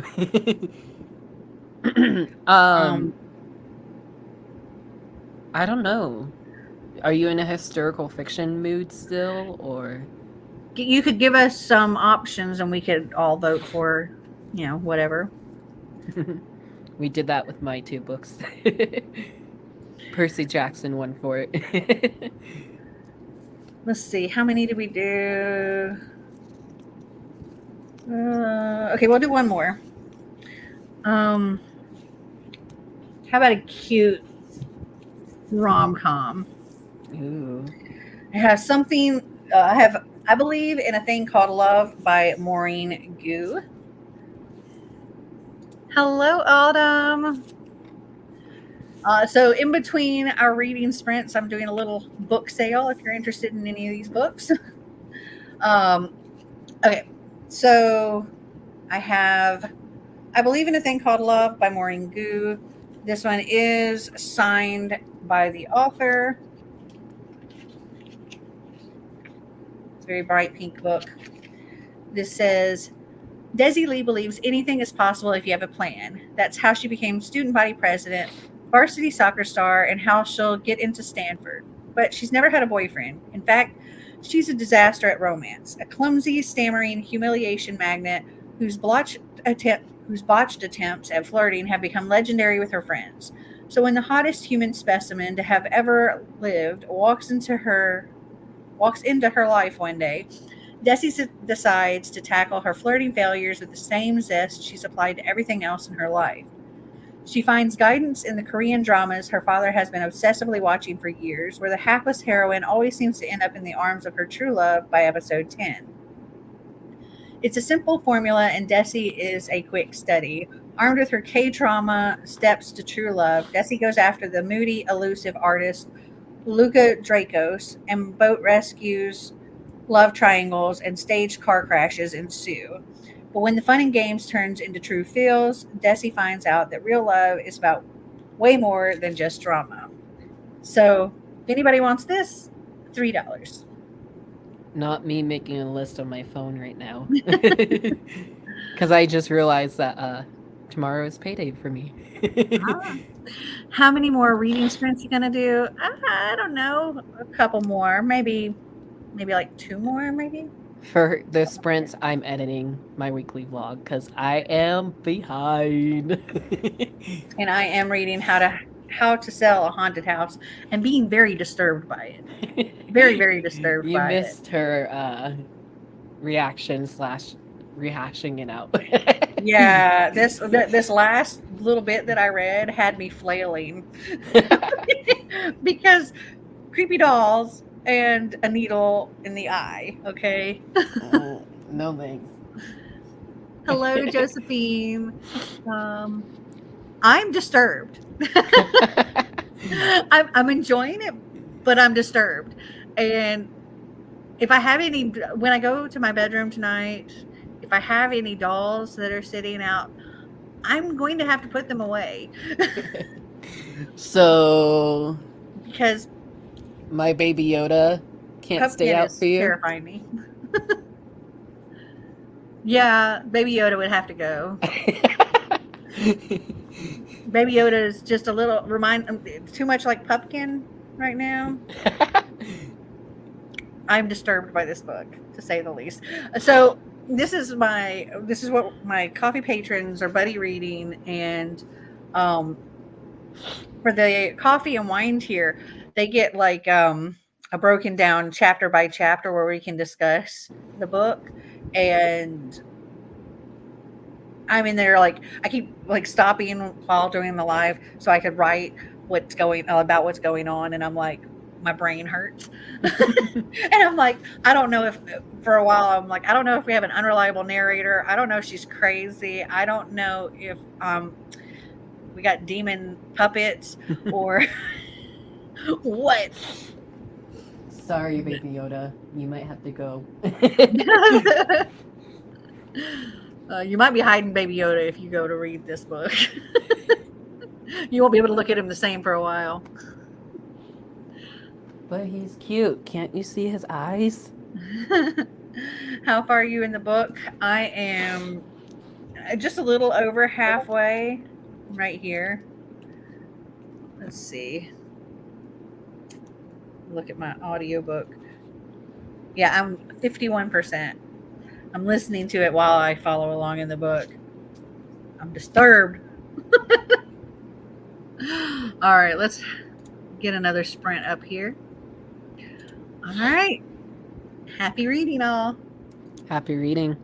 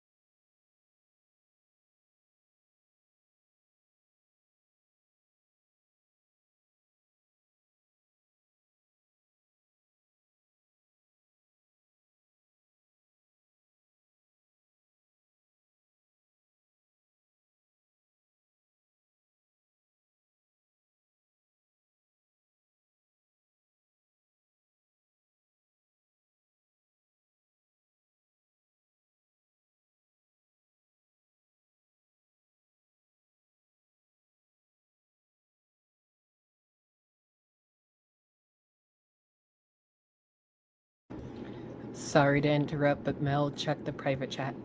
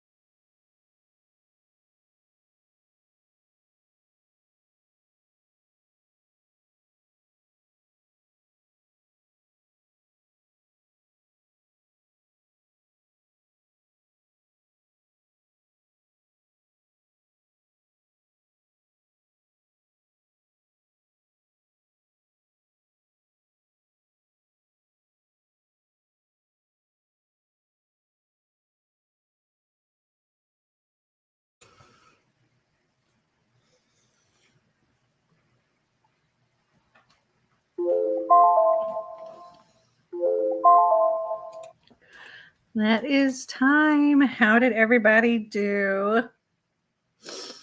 I did not get quite as much read that time as before. I'm only on page 236. So I don't know exactly how many pages I got. Not a whole lot. I think I was around 219 before, so not even 20 pages. Because Marty and Xander got home. So Xander has his permit and he's driving or learning to drive. And Marty had taken him out for a driving lesson. He apparently scraped up, he hit a curb and scraped up the rims on the passenger side.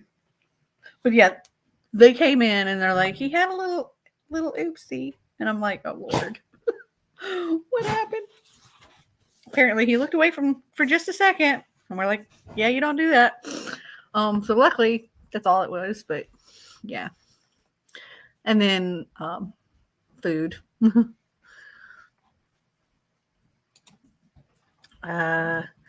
Lauren's gonna read Hooked by Emily McIntyre.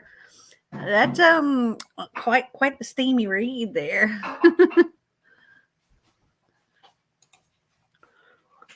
Hello, Gigra. I'm tandem reading Empire of Storms and Tower of Dawn.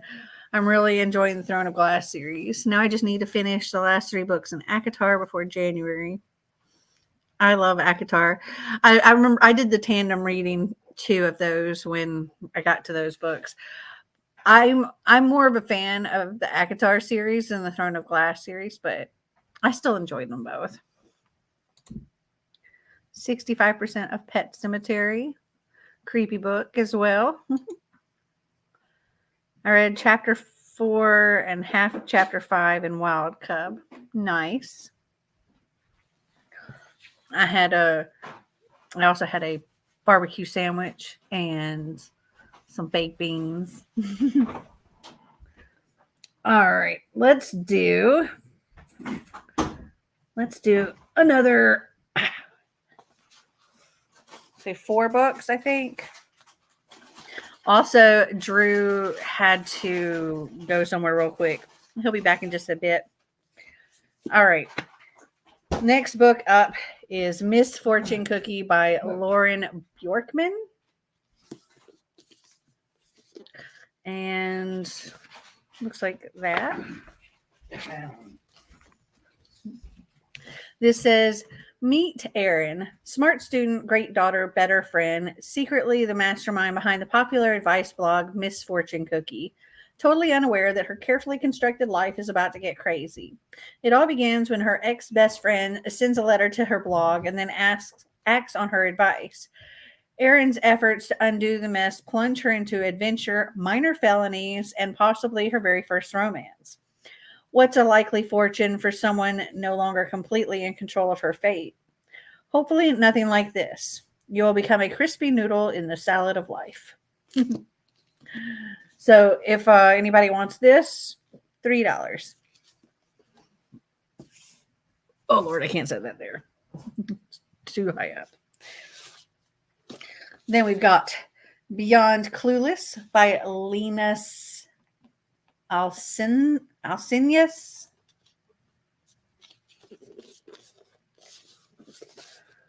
And this one looks like so.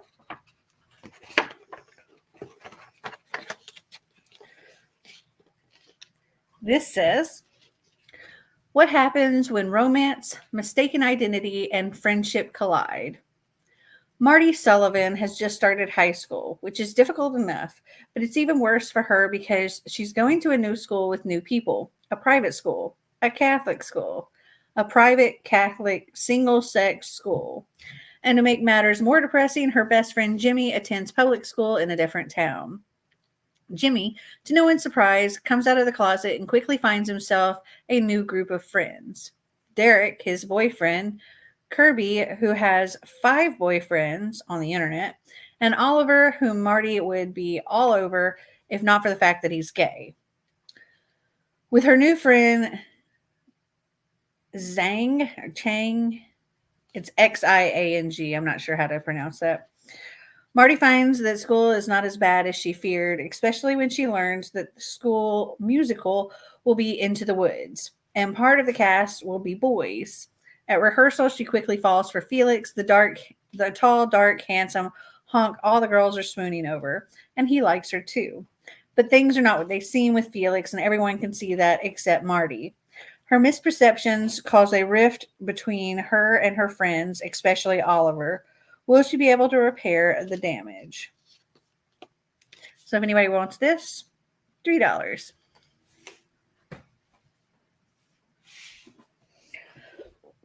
And I got this big honker of a book.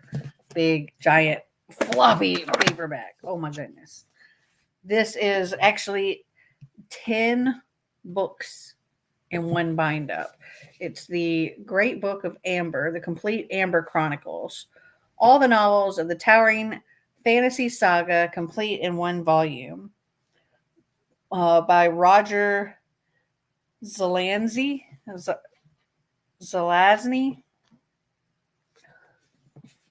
This says Roger Zelazny's Chronicles of Amber have earned their place as all-time classics of imaginative literature. Now here are all 10 novels together in one magnificent omnibus volume. Witness a titanic battle for supremacy waged on Earth in the courts of chaos and on a magical world of mystery, adventure, and romance. So if anybody wants this one, $3. Oh. Okay. And then the last one that I'll show this time is Dead Ringers by Christopher Golden.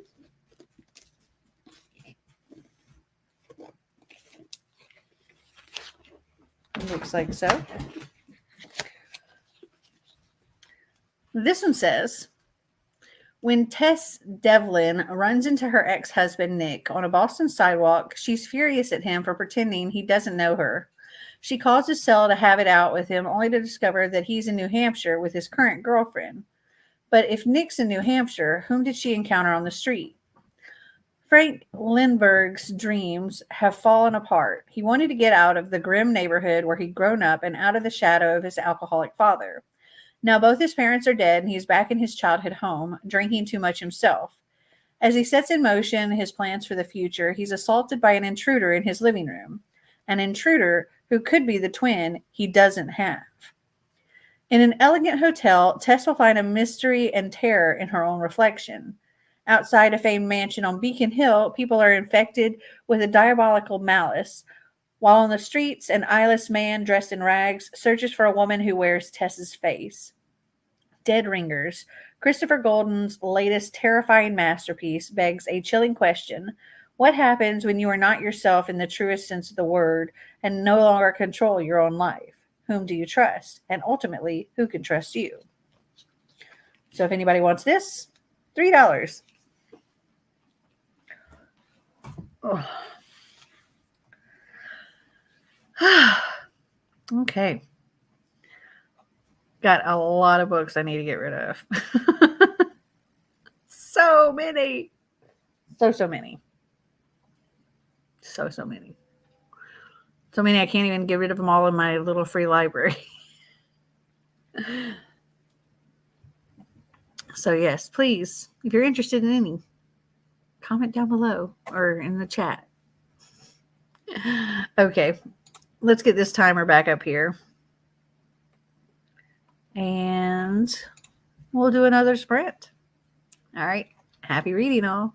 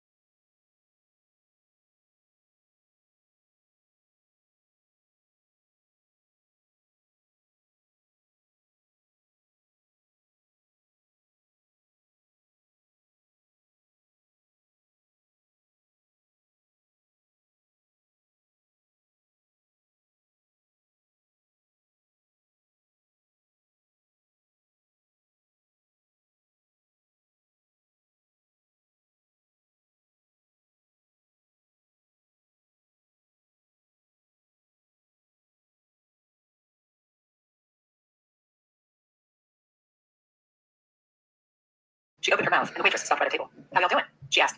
Oh, we're great, Mark said. We're really bonding here. The waitress couldn't care less. She disappeared for You're weeks. not muted. Slowly, he got a hold of himself. Everything you see tonight. And hello.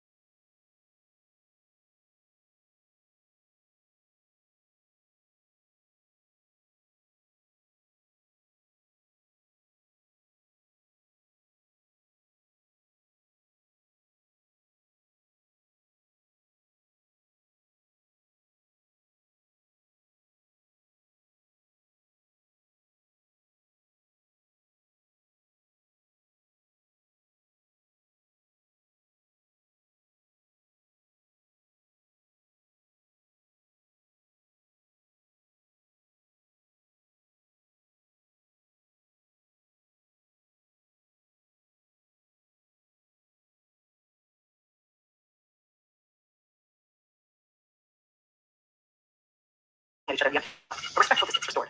Feel better? Asked. He said, I'm fine. I'm great. He said. Then he seemed to realize that this wasn't what he thought it was. His eyes narrowed. Did you think you were... She cut him off. So what do we do now? She asked. About the house. I mean, clearly that's not mom and dad there. The bad vibes you felt, all that stuff, that's Pumpkin. And you killed him. No doubt, Mark said. I mean, I definitely shot that little fucker. You shot him a lot. Louise agreed. But what about the other stuff? We can't ignore it this time. It's our responsibility. The Mark and Louise dolls. Mark said. Yeah, Louise said. Exactly. She didn't know how to confess that she'd been holding back on the swarm activity. You're right, Mark said, rubbing his hand down his face from top to bottom. We have to take care of the rest. We should probably burn the whole place down. That's what they do to haunted houses and cursed shit in horror movies, right? Fire cleanses everything. Is that your solution to everything? Louise asked.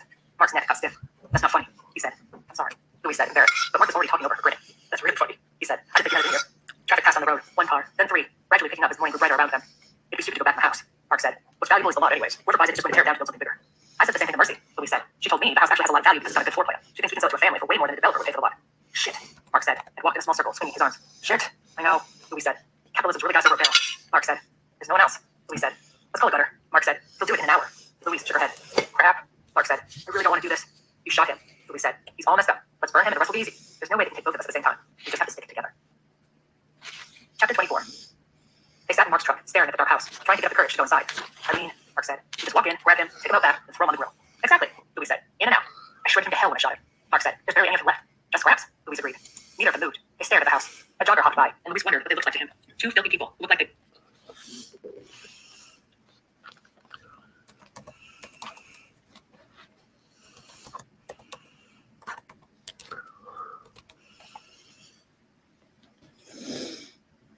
Two filthy people who looked like they'd been awake all night, sitting in a truck and staring at a dark house.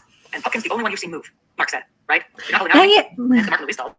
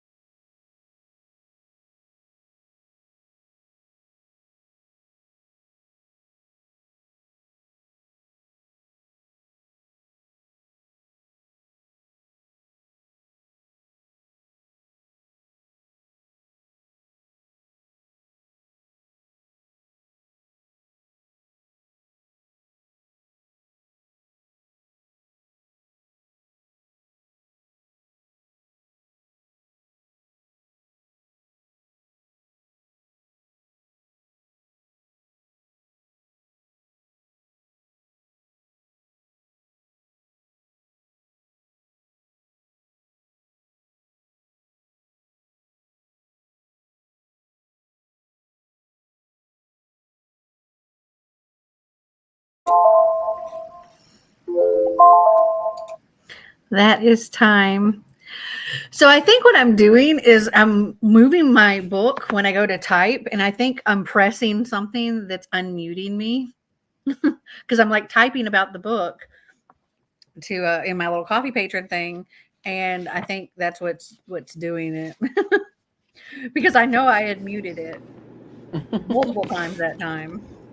Until I message you, Mom. Well, no, I had muted it, and then I had typed something after a little bit, and it unmuted, and I guess you wrote me, and then when you said something, I muted it, and then somebody else told me later that I was unmuted again during the same time, and Oh, I'm like, dang gosh. it. Yeah, Sarah told me I was not muted. So how'd everybody do? I got to page 270, and it's weird. So, I put in the private chat that I had to go to the dry cleaners because my Yeah. uniform for karate is finally ready. I don't know if Mel told you guys this or not, but my uniform for my karate competition, which is on Saturday, my uniform was ready for today. So I was like, let me run down, get that, and then come back, which is literally what I just did. And I am now going through my weekly vlog because I got all my footages the way I want it. I'm just trying to do like the transitioning and like any video I have, I list out the people that I mention and then also videos I mention in my own or like somebody else's. So that's literally the process I'm at right now for the videos. Giger says, I'm the complete opposite. I'm struggling through ACOTAR. I would have DNF'd after ACOTAR if I didn't need it for her Crescent City series, which I love. Aw. If you like ACOTAR, you'll love the end of Crescent City Book 2. I'm not sure why, which is exactly why I'm suffering through ACOTAR. Oh no. I I know got my why, little snickerdoodle. but I won't say. I got my little snickerdoodle here. I saw a baby one that looked like Snickers, and I was like, "Oh, that's so cute." There was like a baby dog that's the same type as Snickers around my cul-de-sac. So He's so cute. So cute. He's the cutest guy ever. He's just chilling here. He's got his head laying on the table. I already told Mel this, but for those who are new, I had to kick my dogs out of my room today because Miss Angel was eating a cough drop. So let me put him down. Some books that you missed when we ended the sprint last time. Oh, you were gone. We got Misfortune Cookie by Lauren Bjorkman. Beyond Clueless by Lena's Alcinas, which you might like this one. You should look that one up. This big chunker, it's actually 10 books. Great book, Amber. It's a fantasy by Roger Zelazny. Yeah, this is an omnibus of all 10 books in that series. Oh, wow.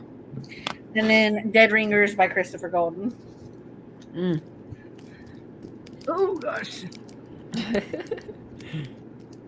All right. I got 5 more books here. These are the last that I have out to show. So the first one is a graphic novel. It is Deadly Class, 1987 Reagan Youth. Looks like this. The art looks like so. This says survival is extra credit. It's 1987 and homeless teenager Marcus Lopez Arguello has no reason to keep living until one fateful evening when he is approached by a mysterious girl who invites him to join King's Dominion Atelier of the Deadly Arts, a brutal clandestine high school where the world's top crime families send the next generation of assassins to be trained. Murder is an art, killing is a craft, and the dagger in your back is no metaphor. So, anybody wants this? $2. Then I've got, I can't remember if this came in a book box or not, but it's Empress of Seasons by Amiko Jin. Ooh. That one's actually on my Amazon wish list. And let's see. Looks like Ooh, that. that's pretty. This says, in a palace of illusions, nothing is what it seems. Each generation, a competition is held to find the next empress of Hanuko. The rules are simple. Survive the palace's enchanted seasonal rooms. They're playing underneath my chair. It's okay. Conquer winter, spring, summer, and fall. Marry the prince. All are eligible to compete. All except yokai, supernatural monsters and spirits whom the human emperor is determined to enslave and destroy. Mary has spent her life training to become empress. Winning should be easy, and it would be if she weren't hiding a dangerous secret. Mary is a yokai with the ability to transform into a terrifying monster. If discovered, her life will be forfeit. As she struggles to keep her true identity hidden, Mary's fate collides with that of Taro, the prince who has no desire to inherit the imperial throne, and Akira, a half-human, half-yokai outcast. Torn between duty and love, loyalty and betrayal, vengeance and forgiveness, the choices of Mary, Taro, and Akira will decide the fate of Hanuku in this beautifully written, edge-of-your-seat fantasy. So if anybody wants this, $3.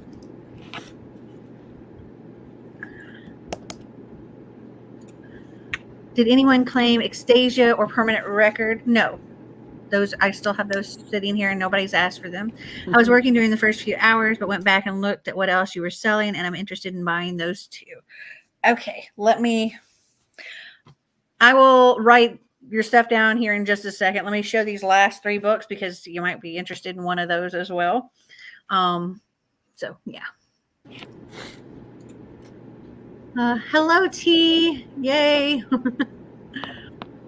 All right. So the last 3 books I have here. The next one is How to Be Brave by E. Catherine Kataris. And this one looks like so. This says, Dear Georgia, what can I say to you, my beautiful girl, that you'll remember me? Don't grieve too long for me. Do what I never did. I lived too fearfully. Don't live that way. Go do anything you like. In fact, do everything. Try it all once. And when you're out there doing everything, be brave and think of me, Mom. Georgia has always lived life on the sidelines, uncomfortable with her weight, awkward, never been kissed, terrified of failing. Then her mom dies, and her world is turned upside down. But instead of getting lost in her pain, she decides to enjoy life while she still can by truly living for the first time. She makes a list of ways to be brave, all the things she's wanted to do but has been too afraid to try.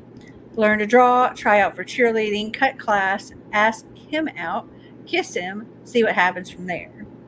But she's about to discover that life doesn't always go according to plan. Sometimes friendships fall apart and love breaks your heart.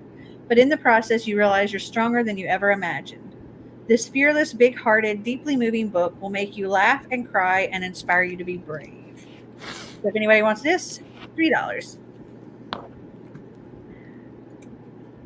You're welcome, Sarah. All right. Next up, we got another graphic novel. This one is Squire. And looks like this. It's a thick one, too. This one says, born a second-class citizen, Asa has always dreamt of becoming a knight. It's the highest military honor in the once great Bat Saji Empire. And as a member of the recently colonized Ornu people, it's her only way to full citizenship. Now ravaged by famine and mounting tensions between the different provinces, Bayat Saji finds itself on the brink of war once again. And Asia can finally enlist in the competitive squire training program. It's not how she imagined it, though. Hiding her Orno status in order to better blend in, Asa must navigate new friendships, rivalries, and rigorous training under the merciless General Hindi. As the pressure mounts, Asa realizes that the greater good, Bayat Saji's military promises, might not include her, and that the recruits might be in more danger than she ever imagined. She will have to choose loyalty to her heart and heritage or loyalty to the Empire. So, if anybody wants this, $3.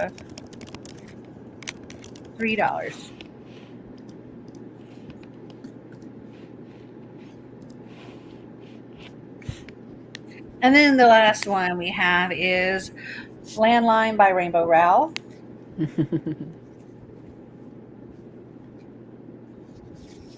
And That's an oldie but a goodie. looks like so.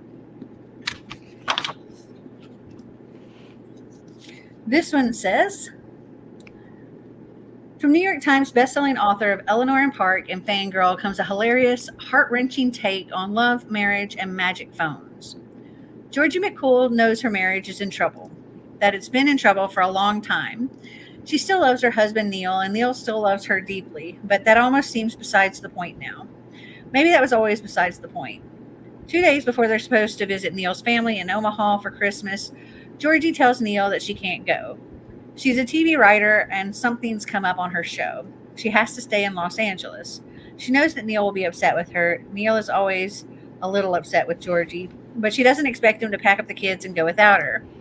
When her husband and the kids leave for the airport, Georgie wonders if she's finally done it, if she's ruined everything. That night, Georgie discovers a way to communicate with Neil in the past. It's not time travel, not exactly, but she feels like she's been given an opportunity to fix her marriage before it starts. Is that what she's supposed to do? Or would Georgie be better off if their marriage never happened? So if anybody wants this, $3. Okay, so Sarah wanted Ecstasia and Permanent Record. So that would be $6 plus the shipping. And for those two, the shipping would be $5, so $11. Not And bad. For 2 hardcovers, honestly, not bad. and one of them's a special edition, like book box one. Let's see. If you have Venmo, you can send it to me via Venmo.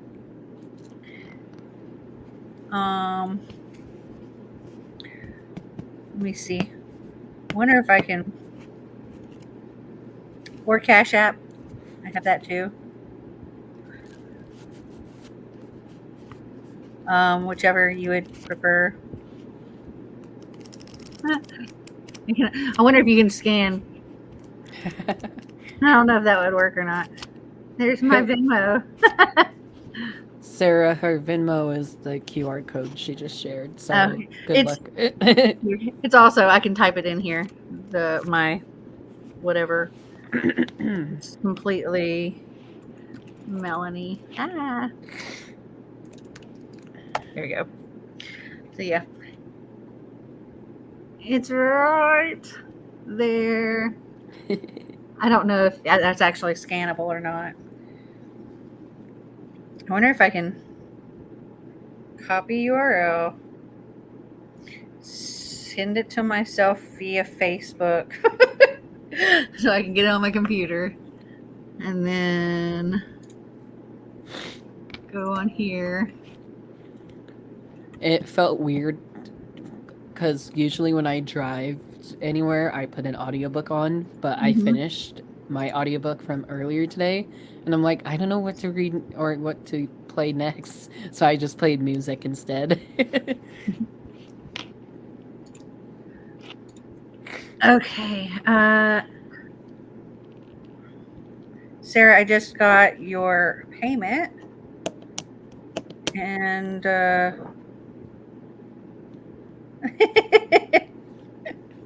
yes, I now have $23. I did get it, and I need your address. So if you want to message me, I don't know if you can message through Venmo, but you can message me on Instagram. I'm at completely_Melanie on Instagram, or Twitter at completely_Mel, all run together. And you can tell me your address so I can get those sent to you. I joined Mud Sprints. This is a cool idea. I'll have to go back and check out the books. Hope you do this again. Oh, I will. I We definitely will. And if you see anything that I happen to still have, and you can comment that you want, you can comment into the regular messages below. And if it's still available, you can totally get it. I finished the last one, now on A Very Beechwood Christmas. 4 Festive Magic Mini Mysteries from Beechwood Harbor. Wow, that's a title. By Danielle Garrett. But going to have supper now. Thanks for this, friends. Thank you for joining. Thank you for joining us, even though I was late today. That's okay. You're always late. At least I show. True. I do appreciate that. Because honestly, Mel, my nap time is 1 p.m. to 5 p.m. So I interfered with your nap. you did, but it's okay. Well, I'm glad you joined too. I did too, because on my to-do list, I literally have a to-do list on my phone, but on my list it said, finish the Hassad Air, start something new. So I literally did. Very good. Let me see. I'm going to my Instagram to see if Sarah started following me. Instagram, thanks again. Okay, accept. Cool. I got it. I got it, Sarah. Yay, I guess new I should books tell her for here too, you. just in case. Thanks. Permanent Record. My gosh, can I speak tonight? Permanent Record was a good YA contemporary. So. Out of all of the books that I offered up in this, I read Dark Matter, 5 Survive. I read the first book in the Great Book of Amber. I read Squire. I read Midas. I think that's it. All the rest of them I haven't read. I just don't have the room. These are literally shoved in a closet downstairs because they were just sitting in piles in my dining room, and I had to do something with them. I'll message you either later tonight or tomorrow for a couple books because I wrote them down. Awesome. Also, check out Beyond Clueless because that might be one you would be interested in. Yeah. You weren't here when I was reading it. It seems cute. Yes. So next month during my mid-month, I think I might make this a normal thing that I do because I think it might be a good way to help gradually get some books out. And I'll have all different books next time. So yeah, next month for my mid-month live reading sprints, y'all come back for more book sales. I got a lot. I won't be doing a book sale on my channel, but I'll definitely be doing my final unhaul for 2023 because I did an unhaul during the summertime just to get the books out, and now I'm doing it at the end of the year. So I was like, we'll see how many I have at the end of the year. I have a couple, spoiler alert / sneak peek.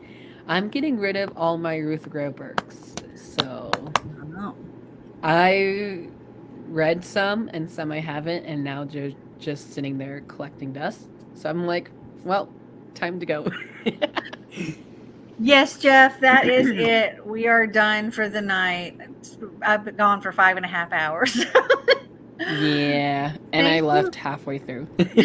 Thank you for joining us. It's been a lot of fun, and I got a lot of reading done. Me I'm too. happy with my progress. I'm over halfway. Oh, yay. And you thought you wouldn't be halfway. All right. Well, have a good night, everyone. And sorry, T. If you are new here, click that subscribe button. Come back. I'll be doing this the middle of the month, every month, pretty much. And until next time, remember to always be completely you.